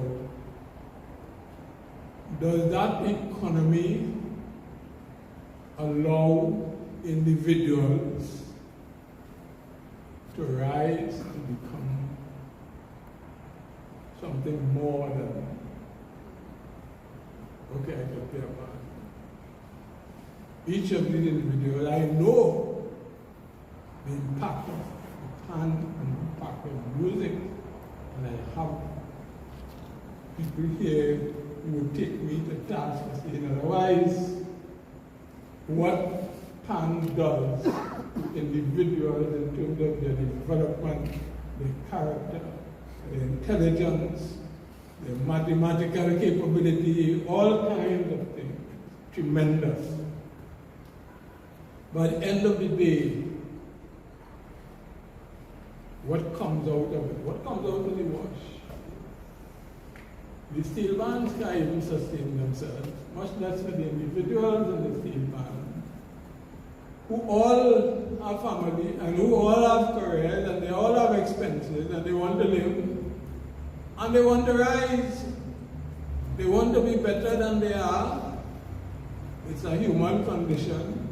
We're always looking to improve our lot and to be in a better place. Does the steel band afford that or those opportunities? So we have a set of PAN in the classroom, a set of children coming out of the schools. Where are those children going? Some of them will come here. Some of them who are aspiring, they may go to the bigger band. It has become a hustle for parents to get a child to be able to play a band because they can get a change and a change and change their little children. You used to have parents waiting outside the football field. But when the child play football, they carry them home.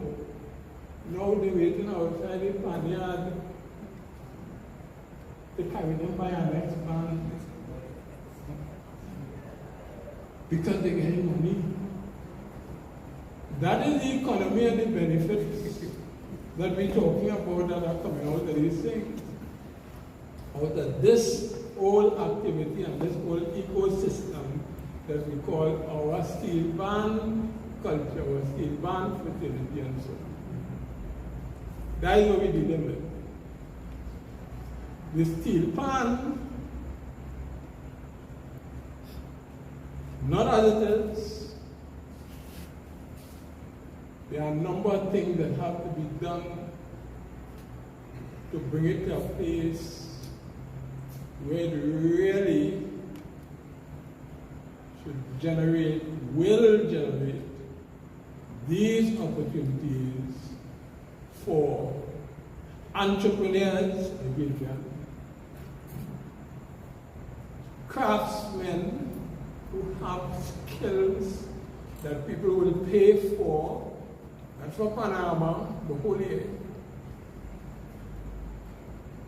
who can produce and generate product for sale that are in demand all over the world. The thing is, we have to organize the markets and we have to organize the demand. But it's money and structure that had to take place there. So the same way that we structure Panorama, and we have how much million they say? Just to get Panorama done. And we have all of these things. Focus on that infrastructure that will allow a manufacturing industry that is sustainable and that can provide opportunities for development of business, of individuals, of careers for our young people. I had 2 women in my factory. One is 20 odd. So this is not about male or female. The opportunities are there. And they're developing fast. But whereas we at Pandan do certain things which will allow the development of these people just by what we have structured and what we put in place. This is something that is supposed to be deliberately put in place so that those results can happen. And it is not a big set of money we're talking about. It's not Panorama money. Just give me one of them first prize. And we go blow the thing out of the water with that $2 million.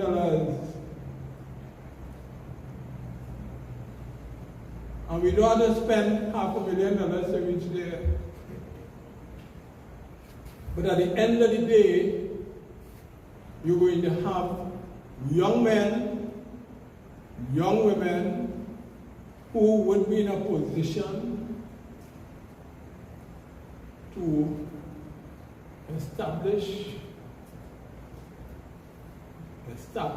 businesses that they can build over a period of time. As I said, this is not something that can happen as we speak here, and I know most of you all will have your doubts about what can and cannot happen, because what you see is what you know and what is around. I'm not talking about that scenario. I'm talking about investing to create the scenario and the conditions where these opportunities and that whole arena can be put in place. So,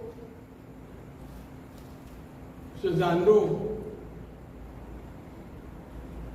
I know Anthony Duncan has been on the compound for a while doing certain things. But what we are proposing to do, Adrian is the secretary of the association, I am the chairman, and we have others. What we are proposing to do is to seek the buy-in from the powers that be who spend the money. NCC, they spend $1 million every year. We want some of that money to spend on the manufacturing activity. We have blanket Panorama, you know, we just want some. Continue. Right? And taking that and putting it in a place that will allow things to happen so that in Scherzando Panyard, and in other Panyards, and in Golden Hand, we're going to have 1, 2, or 3 young people in there who are going to be the core of business establishment and entrepreneurial establishment that is going to be part of a broader sector. And I trust that will allow market opening up, that will allow the sales taking place, that will allow training and development to build these people, right? I think there's a lot that has to be put in place. I think, I think I hear people saying it takes 5 years for somebody to learn to be a good tuner. But right now I have 4. And it's like bread in the oven, the rice, and they will still come out just now. To add to all of those that pass through Panland already. Yeah. So, as I said, I can talk for the rest of the night. I again would like to thank Ron and Scherzando for the opportunity. I hope that what I would have given, if you don't agree, at least it will set you thinking and open up some other possibilities to you in terms of when you were asking about the future and the way forward that they could put into the pot also for inspiration. Thank you, Mayor. We went a little late here because we started late. We started about half an hour late. Right, there is a bigger. Right. We went a little late here, right? But very, very important statements being made by Michael here on our behalf. The argument being, as he says, that the steel band model that we've been following, a steel band, is not sustainable. Right? He's presented his arguments on that and showing us how the steel pan offers opportunities for revenue earning, both in terms of individual bands, right, and as an industry itself. Right? Essentially, that's what we're talking about. So let's spend the next few minutes. So thank you. Let me thank all of the presenters.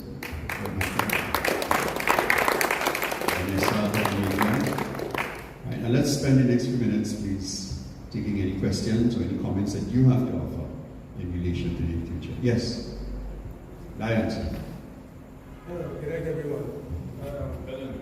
I think I know everyone except Mr. Michael. It's a pleasure seeing you tonight. I'm about pan line about that. That question of who owns the pan is a question that I would have asked myself. When I look at it in terms of any ideas, it must come through a process and at an energy level to bring up product and profitability. Where we are right now in the juncture of the steelpan world is we are looking at the product and profitability and to getting the thought of where it came from and the transformation from drums to wood and bamboo to the metal and discarded. This is the anomaly here. Discarded drums of oil that was fetching, let me say, 95 US, something that discarded is 3,000 US. So we have to be careful in terms of system, right? This is medicine. That we don't entrap ourselves into a system whereby we cannot breathe in terms of the thought.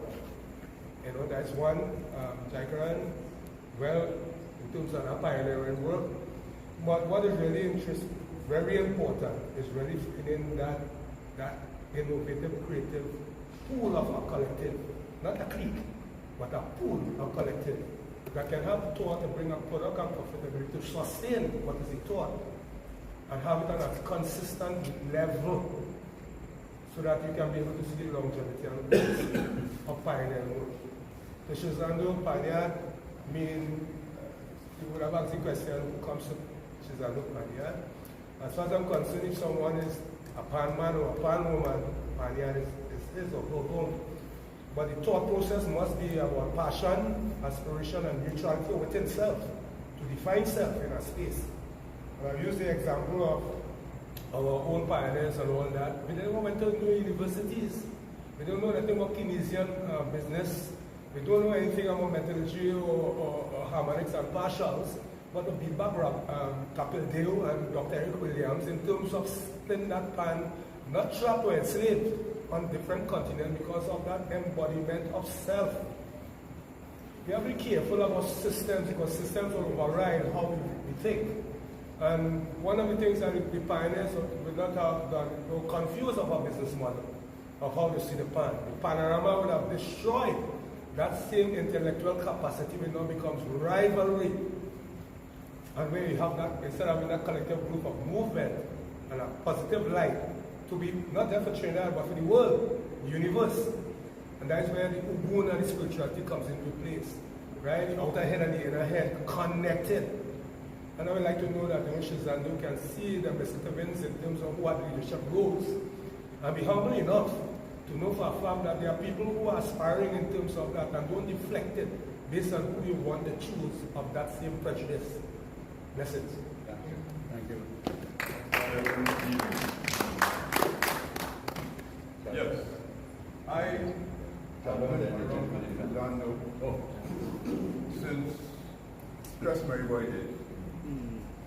But I've been active for the past 50 years within the band. Now, I heard Jack speak here, and I started off playing a little with Leroy in his band, his first band that was called Triple Two. Leroy, myself and Leroy's brother, who's around my age now, we were friends as well. And I used to go with them to watch Bonanza. And Leroy would tell me, hey, before I go, come out there. Come out from watching TV. Now, come, sit down the roof here. And I started to learn, to be within the rhythm, with rhythm section. My uncle used to play with solar harmonics. Have a tenor pan in the yard. Hey, don't touch that. He wouldn't show me a note. Don't touch that. I bring it home from the pan yard. But I could still pick one or two notes. Now, I spent a year and a half in Tobago for home. I learned a little music. And I still can't read and write it. I started to learn to play the trumpet. I didn't like trumpet at all. I wanted to play the drums, but they didn't put me on the drums. And when I came to Mount Claripan in the yard, and I tried to show him certain music. He said that the arranger here only come and give me music. That's why I was showing the do, re, mi, fa, sol, la, ti, do. The arranger, so it comes from that type of ignorance. You understand? Some farmers in those days didn't want to learn theory. They come in the panyard and wherever the arrangers to them, they play. Then the rivalry in another yard. I remember when Neville Drew and them used to be up in the attic playing with the finger. Up in the attic there on Charlotte Street. And all stars on them playing on the finger, playing with the finger. You can't hear and do it. And they're coming out and blast. Oh Lord. Which is I don't know. Yes, I'm all right. Okay. Which is I don't know. In 1973, coming across with the band because we're playing Oh My Papa. And Boris stand up by the Red House. Everybody But who will go around the band, light up, and you come around? Yeah, but lead. Hey, boss, look at light up. Yeah, but that is my band. Let them go. Okay, all right, thank you. Just to add something to what we say there, right? Let's take this home and maybe you can do some research on your on Google or whatever, right? If you research classical composers, the Vivaldis, the Beethoven, the Bach, and all of these brilliant composers of what they are the one who basically responsible for all that we do now, right? I mean, in terms of music, you'll see that there were rivalries, right? There were rivalries amongst themselves as composers or as who's better than who, and all sorts of different rivalries. But one thing that was not a rivalry or was not a factor in these rivalries was the actual instrument, right? So no one was fighting down the violin and say the violin can't be here, one can't play it. No, the violin was actually praised. When you play a violin at an event, it's because it's like, whoa, it's class, right? So one of the struggles that the Steelpan Movement has to deal with is to start with where we came from already was not a rivalry just by people, but a rivalry of the instrument itself. So right, so whereas we think about, I told you all about 300 years piano, more than 200 years of guitar, we are now, let's say, 90 to 100 years in pan, but we are coming from rivalry in both sides of the fence, where it's not only people, but it's the instruments as well, right? So we're now getting out of that. So do some research on that on Google and you'll see research Beethoven, Mozart, and all these other composers. You will not find rivalry with the instrument. You will not find rivalry with the harpsichord, which became the piano, or the violin, or flute. So let's do all research on that. Good point. Thank you, Adrian. Charlie, just hold a minute. Right? There was a point in the back here. Yes. Good night. Yeah, good night. Can I get the mic? The mic. What this? Yeah. Steve, you want to see your TV? You want to see your TV? You cannot come and talk now. Thanks. Good night. A question to the speaker, because he said that the Steelpan as it is right now is not sustainable. And I am wondering, maybe, could the Steelpan sustain itself with all panorama? How would the Steelpan survive? And I want to give you my own two-little input, because the business aspect of it is good. Business is good. Like we have weapons manufacturers, they don't fight no war, they just make the weapons, people go and die.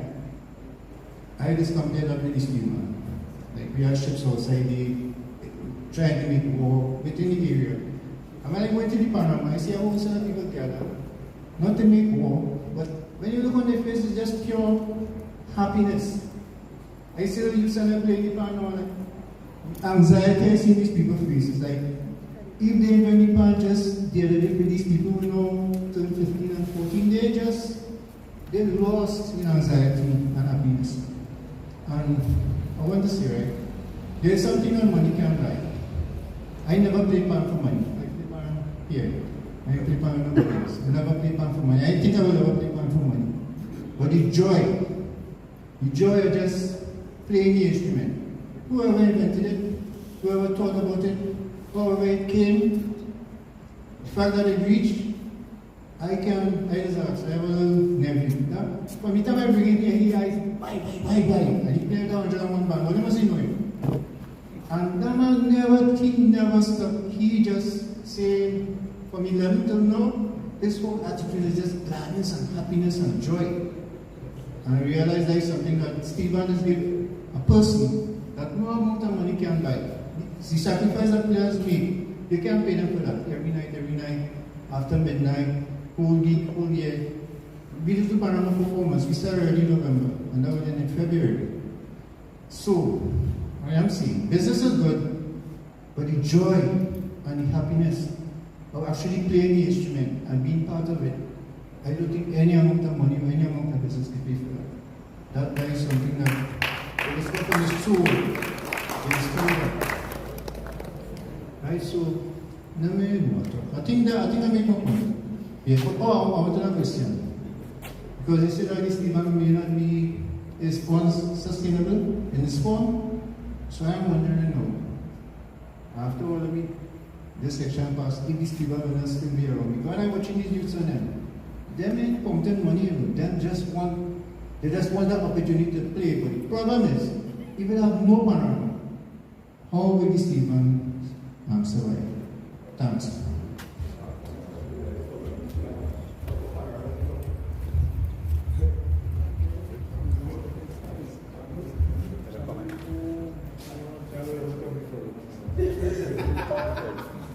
Charlie, you know you bring up here.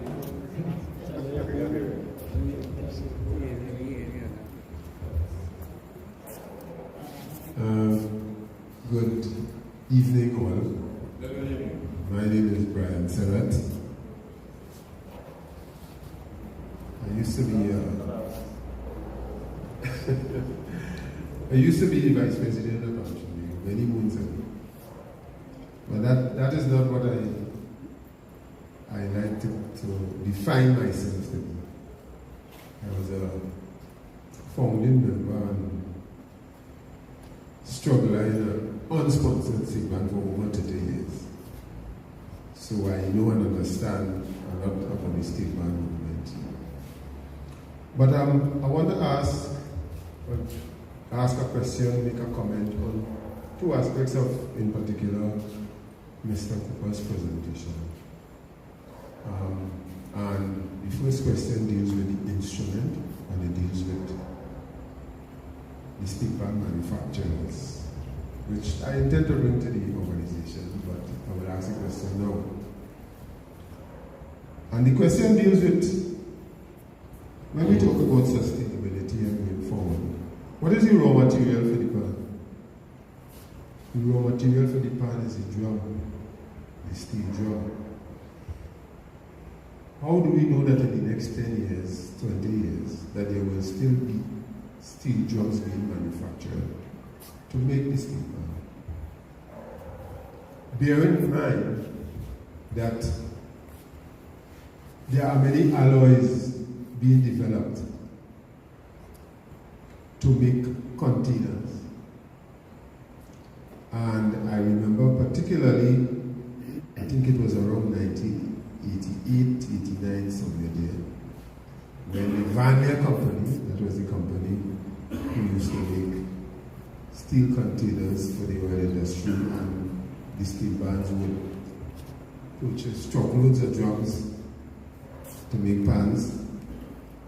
And in that year, the alloy that the drums were made from had too much lead. So almost all bands lost a lot of money buying those drums and making pans that when you tune it this morning, tomorrow morning the tuning gone. Remember that, Charlo? That is the drum is the raw material for the pan. What are we doing to ensure that the raw material for the pan is under some sort of control, or that we can ensure that there will continue to be the raw material? The raw material for the violin, the makers ensured many years ago the raw material for piano, for guitar. That is why it is still in existence. That is one of the reasons why all those instruments are still in existence, because the raw material, the different types of wood, the different types of string, the different types of all the components, there are researches done, what is better, how we could improve it, and you have better and better pianos, and better guitars, and better saxophones, etc., etc., etc. How do we make better and better pans? Not only by sending people by Cooper and Panland to train for 5 and 10 years. How are we sure? This is another question I've been asking for a lot of years. How are we sure that the alloys that make up the steel, the pan for which, the drum for which we make the pan, is the best alloy to make a pan? Though there is another set of research that has to be done. What are the proper or better alloys to make the raw material, the surface? Because you know, to talk about, what's his name, Jaikaran spoke earlier about processes for syncing and all that kind of thing, and Mr. Cooper will be very familiar with a lot of these things. We had the spin forming. Spin forming didn't work, because even in the syncing of the drum, there are certain, what do I call it, physiological properties that are disturbed when a hammer hits a drum that spin forming cannot do. So at the end of the day, when you spin form, you can't produce a pan of quality. So there are a lot of things involved in the making of the pan. So that's the instrument. The other comment I want to make in terms of steel band, what Mr. Cooper says is correct. The model for steel bands, we've been working on that for how much years, but it is not sustainable in the real world. But I want to comment on something. You see, we find ourselves at a juncture in history. If we look at music and the development of music and orchestras from the 13th, 14th, 15th century coming up, people didn't used to make money from music because all the musicians were hired by the courts, by the king and the emperor. And those are the people, they had musicians in the court. They had sponsors. The only time in the history of music when money was made was when the recording industry was developed. And people made money from the recording and you could sell your records all over the place. Steel band come at a juncture in history, the 1930s to the present, when the recording industry come in, but we still hold on to the model that we play in and we have to look for a sponsor for us to still exist. And that is where we are. That is where the steel band is. We in that space when we're supposed to have a sponsor for the music to continue. But here's the thing. Back in the day, each kingdom had their musicians, their little 5-piece or 10-piece band, and Bach and Beethoven and Mozart, and they're making music and stuff. But in Trinidad and Tobago, we have over 100 bands. Who's sponsoring all the bands? In Trinidad and Tobago. So, we're not self-sustainable because the history of music is sponsorship, except you're doing recording. Are we doing recordings to sell? Are we doing recordings to be able to sustain ourselves by recordings? No, we are not. There are other opportunities which we have failed to take, which I wouldn't go into right now. But there are other opportunities that the steel band as an entity can go along the path of sustainability. But we have not taken them. By and large, we have not taken those opportunities. I would leave that for another time. Those are the two comments I want to make for tonight. There are many other, I have a comment that says, Muchan sang many years ago, pan in danger. Pan is in danger in many areas. If we examine many areas of pan, it's in danger in many areas. It depends on, you have to understand what that danger is. But I wouldn't go into all those things right now. For now, the raw material for the drum and the system under which bands run themselves. I'll leave it there for tonight. Thank you.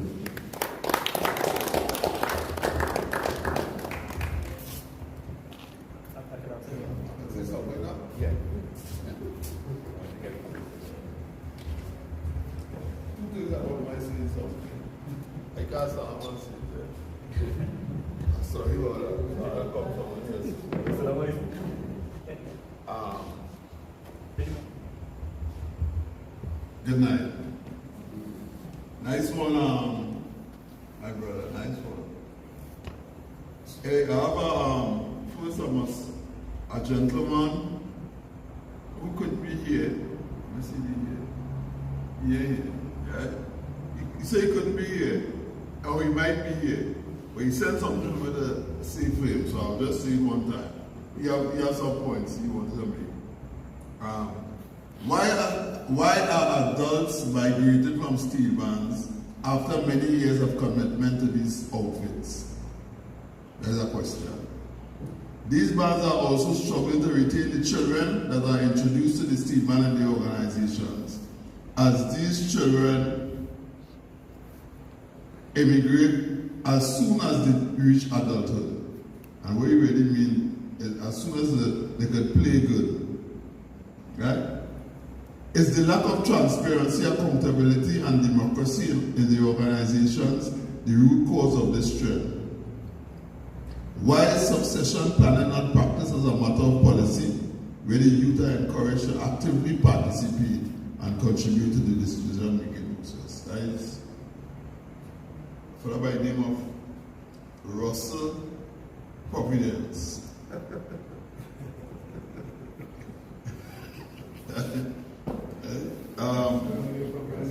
Yeah, from Granny. I really only have 3 points to make. 3 points, right? I don't have it in any order. I have it here and I still have it in any order. Right? We talk about funding, we talk about sustainability, and we talk about funding, and we talk about survival of bands. What do you really need for bands to survive?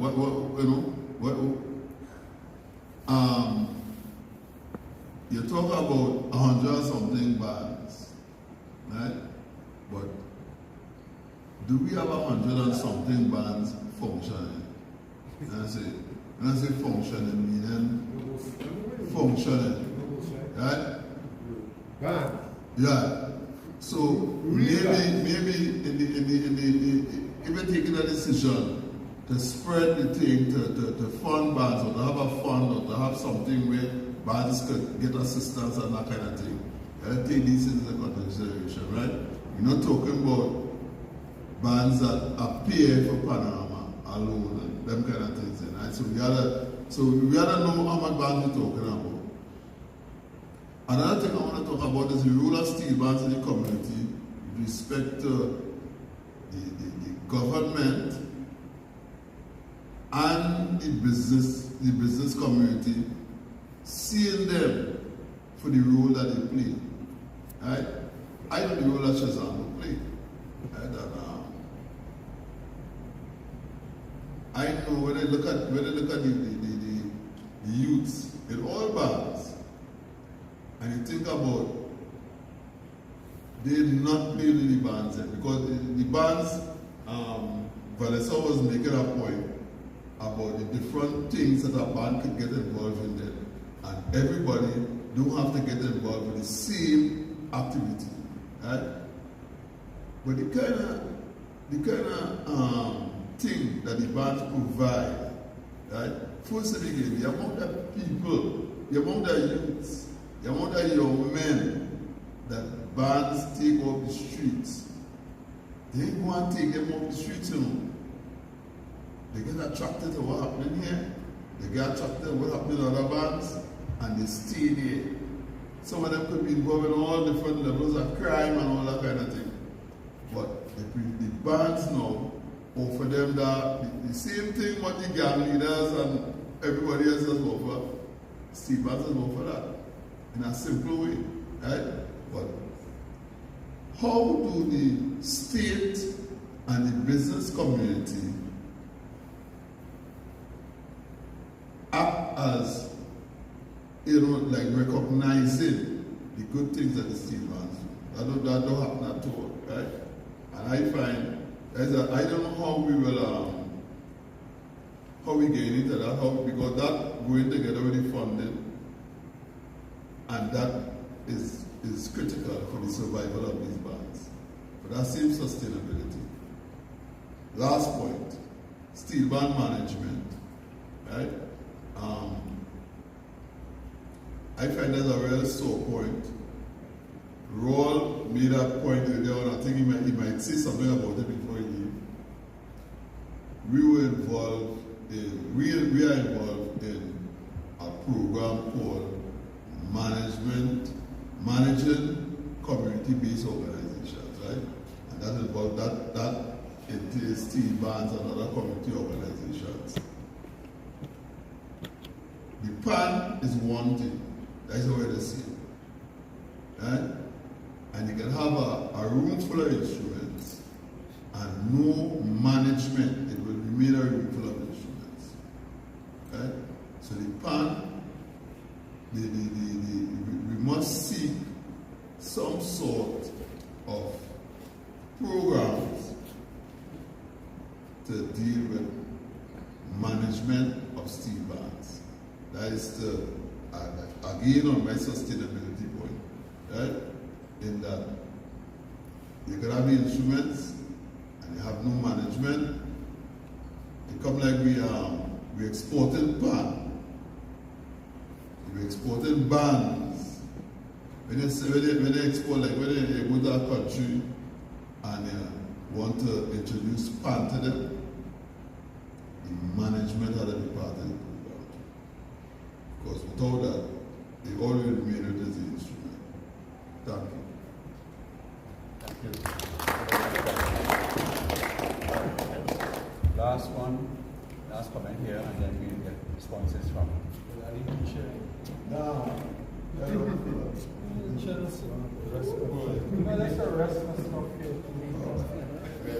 It's important to hear what people have to say. Yes? Good night. Good night.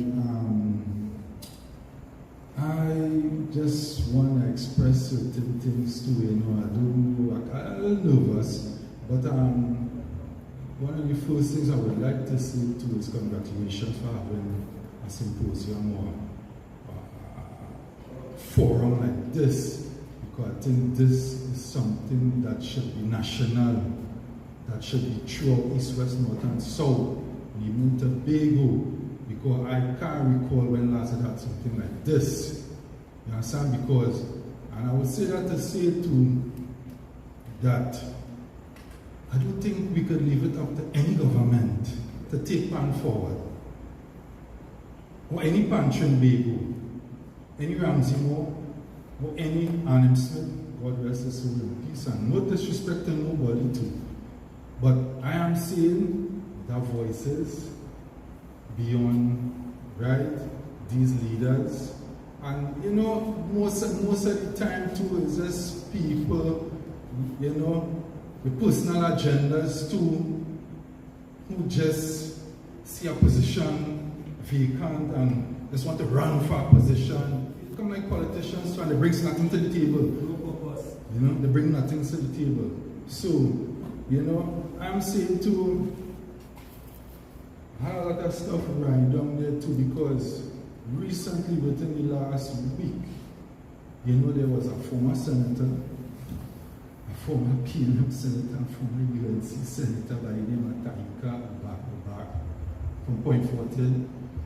He made some posts on Facebook, using Ubuntu with all respect, right? And he talked about attack on pan. I don't know when that attack started, if it was a recent attack or how long ago a previous, attack on pan. And he even went in, he was even after that too, he was addressing some forum where he's talking about CSO, the Central Statistical Data on the 2025 Carnival season, and the amount of money that was generated on a yearly basis in 2 weeks from since 2020 and 2013 and even before. Carnival, this thing generates forex money revenue. According to Mr. Ubika, 2025 was over $400 million in revenue. And he talk about 200 million of that was generated through entertainment, Steelpan and soca, and and then the cutbacks that you're seeing, the cutbacks from the expended, the spending. When you listen to Ms. Ramsey more recently, she talked about her time when she said she has $6 million in her account, and no money was forthcoming for the launch for small single bands and stuff, subvention and stuff like that too. But you know, so the reason why I'm saying too, this thing need to be national too. We need ideas. We need ideas, and I think there's people who have ideas out there, and I think there should be incentives for ideas too, based on the government too. You understand? Because there's have consultations for the crime and all kind of things. Or consultation for culture, to move the thing forward, to move Steelpan forward, because in the recent couple of months, last couple of months, within recent 6 months, a year, a lot of promises was made in terms of GI, geographical promises, coat arms, remind me in August, a lot of things, proclamation on making the instrument the national. A lot of money was spent. Where that money went to, who benefited? Because one of my problems is that the money doesn't trickle down to the pan man. The manufacturers might have the ideas and might generate the money. Right? All well and good. All well and good. But they keep saying here tonight, if you don't have pan, manufacturer pan, the pan can play. But if you don't have the pan man, the pan can play neither too. It can't play neither too. So it goes hand in hand. You understand? It's not only the manufacturer is responsible, the tuner is responsible, but the player is important too. And I have a big problem with the remittance and the mamagism and the games. 1 minute is 15, next minute is 8, next minute is 5. For the kind of hours too, the kind of timing too. You know, it's hard, and I'm saying, I'm coming back to the point, that we cannot put these things or left these things for politicians or government or for Panchin Bego. Because where them tonight? Where Panchin Bego representatives? I spoke to one Saturday night in the single band. The president of Eastern region. No, I have a lot of things I want to say. I have a lot of things, but I don't want to go too long. I won't go too long. I won't go too long. Yeah, but you need to hear me out too. You understand? Because I am saying too, this is not a steel band here. It's a company. The Trinidad Tobago Steel Band Company Limited. And my motto here is seeking financial solutions. I want to talk about that. I had a discussion with Mr. Cooper. If you could remember, last year I came to your office and we sat and we spoke for some time, right, about moving this thing. And I have some ideas, but I wouldn't disclose or go into here tonight, you know. And, you know, it's a whole collective effort too. You understand? You need to get, you talk about these sponsored bands. They might be comfortable, the Massey and the whoever. You know, you don't want to end up like Skipper and Phase 2. You know, people dependent on these things, and there's no longer sponsors. So we have to find a way to generate money, and there are ways. I will stop right. I will stop for now.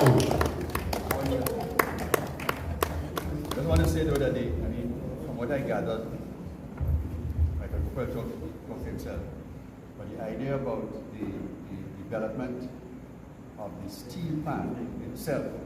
Development of the steel pan itself is reinforcing the development or the change that is required for the advancement of the steel pan.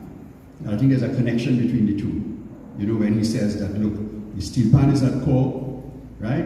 And that it can be distributed as a revenue-earning item throughout the pan yards and so on. But no, I want to hear from the panels quickly. Yeah, sure. I think what is critical inside that whole thing is developing the pan man and the pan woman. Yeah. So that we can be able to deal with the business model of affairs. Absolutely. Knowing and understanding how it goes. Yeah. That's where the training comes in. And that is, if you can't do that, then we can never have a collective, we will be clique. All right. I need to just say that we have to be very objective and also very careful. When we say we want to talk about development, innovation, and sustainability, we have a lot of grievances, yes. But time and place, because at the end of the day, and the last person just said it, gentleman, it is up to the pan man and pan woman to develop systems, and I'm coming back to that, that will allow for our steel bands to be sustainable. We cannot continue to rely on and bash this one and that one, the other one, for these things not happening. And a big part of the problem, in my opinion, is that we are too hung up on Panorama as the be-all and end-all of the Steelpan movement. Yes, it is the greatest show on earth and all these great things that we say and the energy. There's not taken away from that. But when you invest $250,000, $300,000, $400,000, some man $600,000 just to get into make it into the competition with no real guarantee of making half that back, as Mr. Cooper was saying, they're spending top in mud. It's a lot of money going in for no return except maybe the bragging rights. And that is fine, but we cannot think of Panorama as the only way forward for our steel bands. And that's why when I spoke earlier about systems, and if you will recall, I did say the systems have to be based on what happens organically, naturally, and as you were saying, it starts with the thought, what we do, what comes naturally, what works for the instrument, and then we write those things down.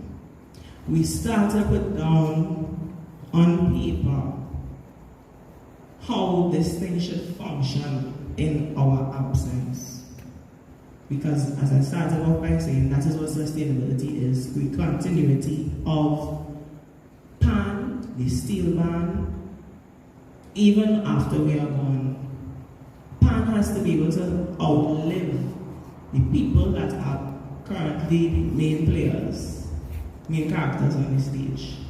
And for that to happen, we have to have a plan for who coming up next that will evolve as time goes along. But just operating in the wind, just based on how you feel today or what works now or what I work now is not the road to sustainable development. And lastly, I won't be much longer, there's a big push now about the sustainable development goals and all of these things that we try to fit the Steelpan into. Naturally, the Steelpan is the epitome of sustainability coming out of something that is supposed to be waste and making an instrument. But are we really capitalizing on that? And as Mr. Sarah said, are we sure that we can continue to maintain that position in the near future when maybe they may not be using steel drums? And as Adrian would say, the drums are no longer reliable in terms of the alloys and the composition of the metals and all that. There are other things to think about. You cannot continue to do the same thing over and over and expect different results. Put it down on paper, start to make a plan for the generations to come. Thank you. Hi everyone again. We're all tired, we're ready to go home, right? I'll be very quick. Quicker than Vanessa. That was quick. Mr. Sir, I'll just try to answer one part of your question. I can speak for myself privately, but I will do so very sadly because I'm only one person with very limited resources, right? There's loads of other resources that maybe I could have possibly tapped into that could help that particular situation with the drums, right? But privately and personally, and I say sadly, and again I'm reiterating, sadly because I'm only a small individual who can only do so much. Imagine, what I'm going to tell you now, imagine if the powers that be took on this responsibility. So just for knowledge, in the last 2 years, I've been heavily involved in the materials used for manufacturing a steel pan or barrel, right? And not only just a barrel, particular types of barrels, which include, like everybody knows, the poison drum and all these different types of drums, right? Long story short, I've gotten down to basically the ingredients used to make the metal, right? We all know about, as I say, the lead, there's carbon, there's silicone. These are things that are actually in the metal. That all those drums there, it's ingredients that you use, right? Alloys, you call them, right? That you use to actually come up with that, to mold it. And there's a couple of ingredients, Mr. Serret, one is called manga safe. No one heard about that one. If you look at the chemistry and you look at the composition in a lot of the great drums to make steel pans, you realize that content is one of the highest contents in it. Right? That's manga safe. There's another one called phosphorus. Right? That's another one. I know this is over the top, right? But I'm just telling you all a little bit of it, right? These are the various alloys, especially those two, that I'm actually playing around with at the moment. The reason why I can say I'm playing around with it is because I actually have, right now on the phone, I was just looking at it, every 6 to 8 months, I have new drums that come in and I test them. No, I'm not testing it because I just say, I want that this is a good drum, I want that this is a good drum. No, I'm actually liaising with colleagues and partners over in Thailand, in a factory that I've visited, that I've been there, and I control the amount of alloys being placed into the metal. Right? Now that was also, I had to do this, I was forced to do it because of the development of the robotic technology. The robot basically will not react at least 95% capacity in terms of its intelligence if it doesn't have standard material to work with. Right? So I was forced to do that. So I had to do that. I mean, of course, very expensive. You can imagine, fly to Bangkok, find the company who makes drums. When I find the company who makes the drum, they say, well, here, we don't really make it, but we don't make the material. I'm going to go and find that company now, which is a smaller company, right? That actually, in a hot environment, almost like a volcano type of environment. But I'll just inform you that personally and privately, I have gotten a lot of headway, and I hope to bring that also to the Steelpan Manufacturing Association. And hopefully we could use that information to expand it and expose it to all the other manufacturers who could also put in what we call 2 cents in it, right? For now, it's me and a small group of colleagues who would test stuff and try stuff, make sure it working. How was this level of carbon content as opposed to last year when we brought in with another level of carbon content. The manga safe is now one of the biggest content that we're looking at. So, there is stuff happening. As I said, sadly, it's me who, as I said, have limited resources. However, with the Steelpan Manufacturing Association, we hope to maybe bring some more light to that. And I will definitely table it. Right? So, I mean, and we're all frustrated in so many different ways, in so many different aspects of the industry. And I want to say, as we close eventually, Mr. Cooper may want to say a few words. Let us go home at least with the confidence that if Scherzando can do it in little Curepe, then this could be an example for other bands to also do it. And I like the idea someone mentioned that why is this happening all over the country? Maybe it should be on. I see Tisha's here, she's broadcasting. Hopefully other bands see it, they catch on, and we engage in the conversation much more. Maybe there are more people like me that we don't even know about. Like Mr. Cooper, like I said, but the voice is not just not being heard. So, yeah, thanks again, and I hope at least hit that one for you.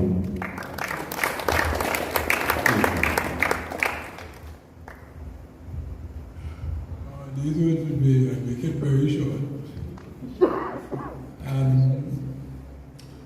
So addressing the concerns raised by Brian, and even echoed by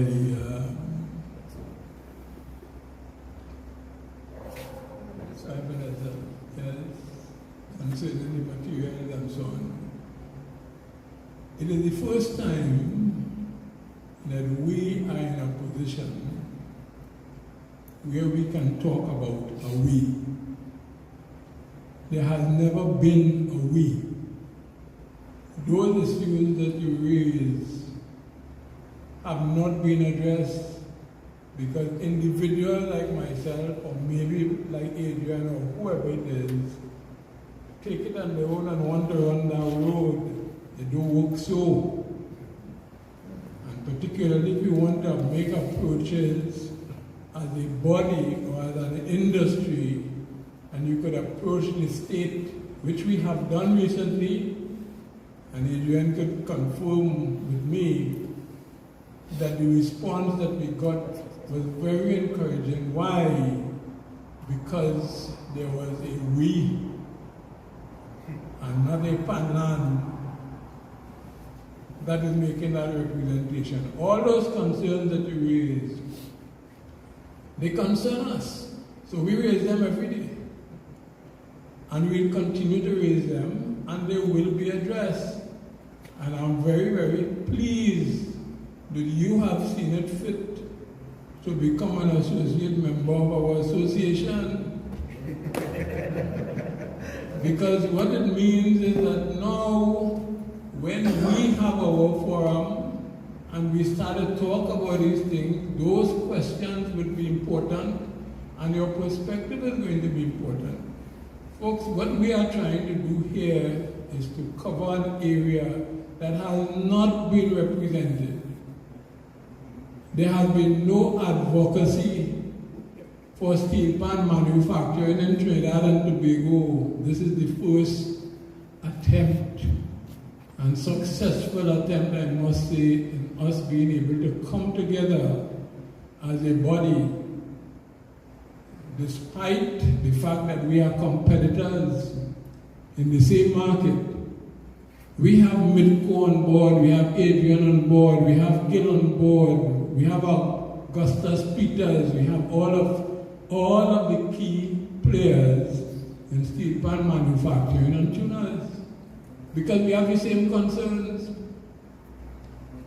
And I can guarantee you that the intention to address these things and to develop a very, very solid and significant industrial sector for steelpan manufacturing is what we are about and is what is going to happen. And as I said earlier in my presentation, we want to be in a position to provide the opportunity and the platform that would allow organizations like Scherzando to feel comfortable in getting involved in an industry and create some other streams of income, because the model that we're using is challenged. I don't want to say it's unsustainable again. It is challenged. And all of these organizations need to develop ways, besides use of the space, as Vanessa said, for other purposes that can add to it. But it's about income. It's about money, you know, folks.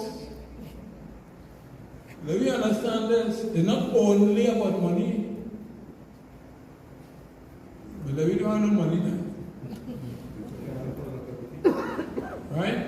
So, as I said, I'm going to be very short, but rest assured that we kind of ambitious and we kind of aggressive with this. So our intention is to make some strides as far as this manufacturing sector is concerned, because right now it has been ignored for all of these years, and we're putting it on a front burner for Trinidad and Tobago to see and consider. Thank you very much. All right. Well, we've come to the end of the evening session. I think that what we left with, in terms of some of the concerns that were raised, one, in relation to the steelpan, innovation, the question that was posed for us about the future of steelpan innovation and so on. information that we now have about the Steelpan Manufacturers Association and the work that is being done by Adrian, what is being done by Michael Cooper, and what is planned for the association. I think that is what will take us forward from what we heard tonight. We also heard from what Vanessa said, and Lyons and some of the people who participated in the discussion, about the need for a new kind of thinking in relation to the use of our resources. The facilities are just one set of resources. Right? What they're saying is, it starts here. You have to be creative. We have to find options to move ourselves forward. Right? Find the resources that we have. I don't want to miss the opportunity. Sorry to interject. Anyone who wishes can become an associate member of the Steelpan Manufacturers Association. Anybody. You don't have to be a pan maker. All they have to do is apply. Of course, we have to approve you. All they have to do is apply. But we want to encourage, because we're talking this thing because we are interested and we have a vested interest.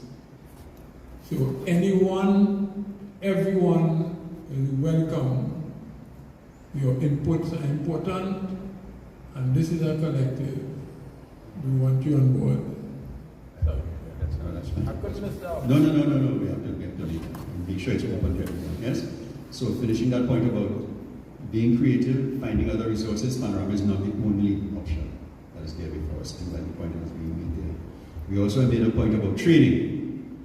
And Charlie mentioned that, again, there's an offer of training through the Caribbean Yard campus, the programs that we run.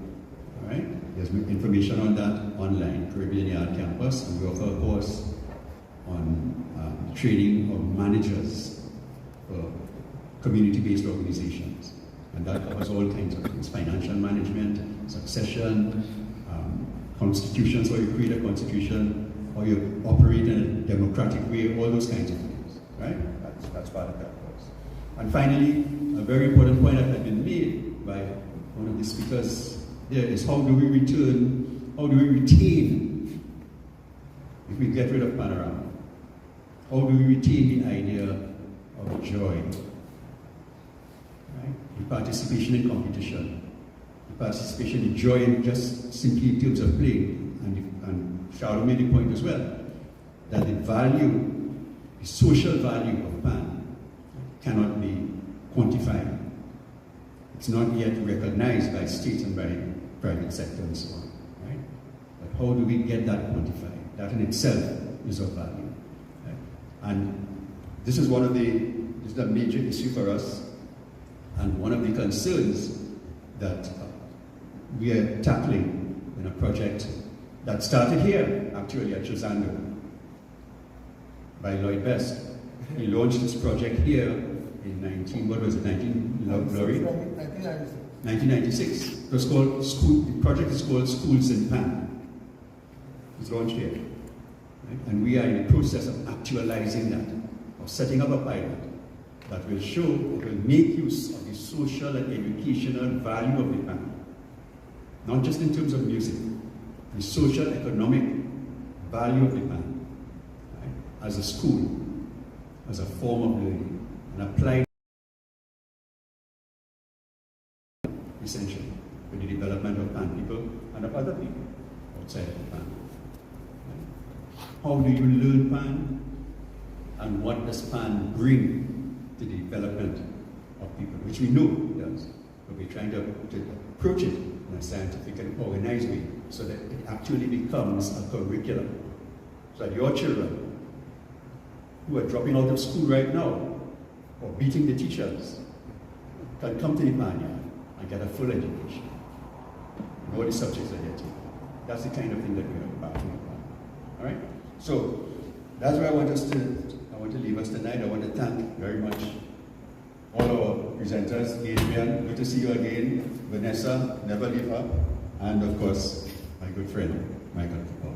And all of you who participated. And again, Scherzando. I want to just end with Abdul, before I give this copy back to him. He says, I am aware of PAN's potential and the direction it should take for Panis and Trinbago, and Trinbago to benefit.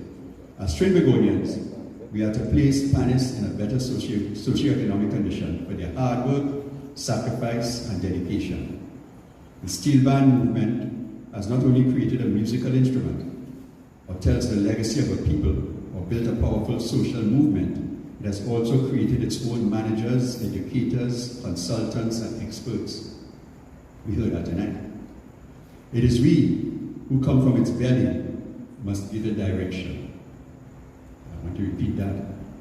It is we who come from its belly must give it direction.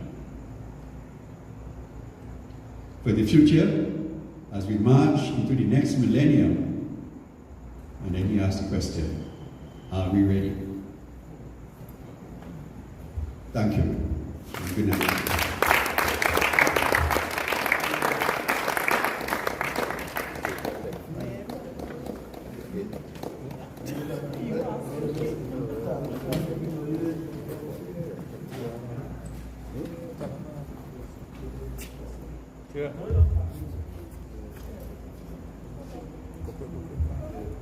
I would like to say something briefly to encroach on the time. Briefly. Since I know we spawned this symposium here, normally what happens is that at the end of this, nothing. So I would like to encourage that we have a continuity, that we gather again at some point in time in the near future to continue this.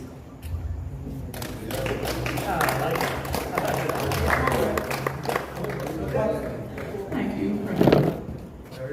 Okay, Mr. Gibbon gave all the thanks, but I would like to personally thank him for moderating this discussion. It's very forthcoming, and he gave us some of the ideas when it was really planning, and I appreciate the panel that you put together, or helped us put together.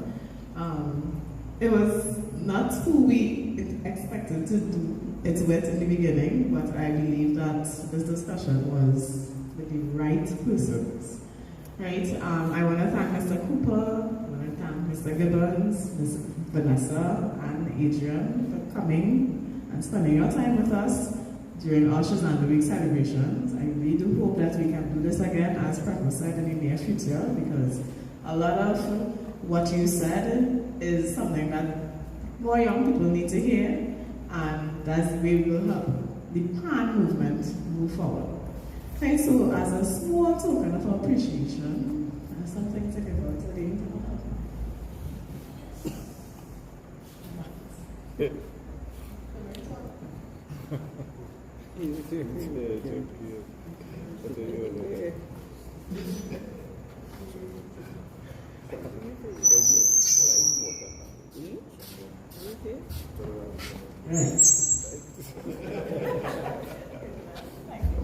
I see an issue now.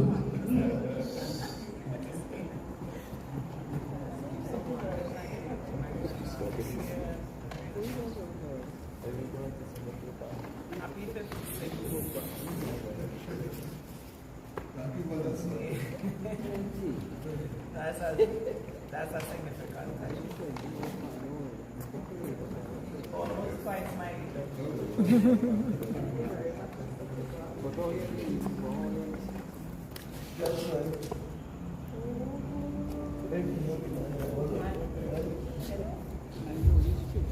And finally, a big thank you to Tisha for coming to record this for us.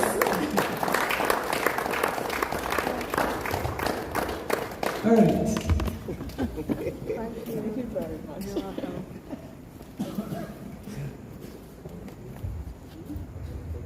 Okay, that brings us to the end of tonight's proceedings. Thank you to everyone in the audience that also came out. Thank you for your comments. Thank you for your questions.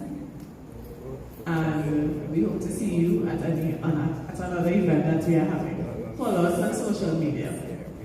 They're coming from 3 o'clock. We have All Force competition and netball competition. So we invite you all to come out and support our netballers and All Force. Thank you.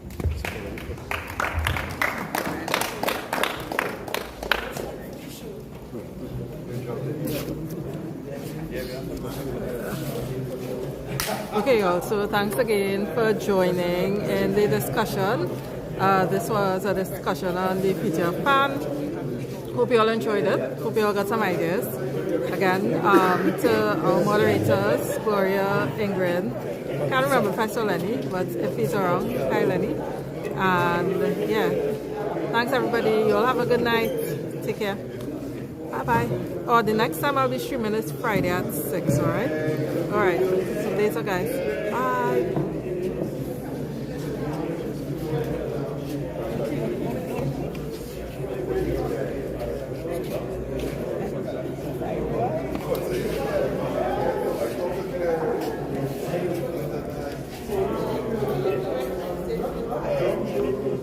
Thank you.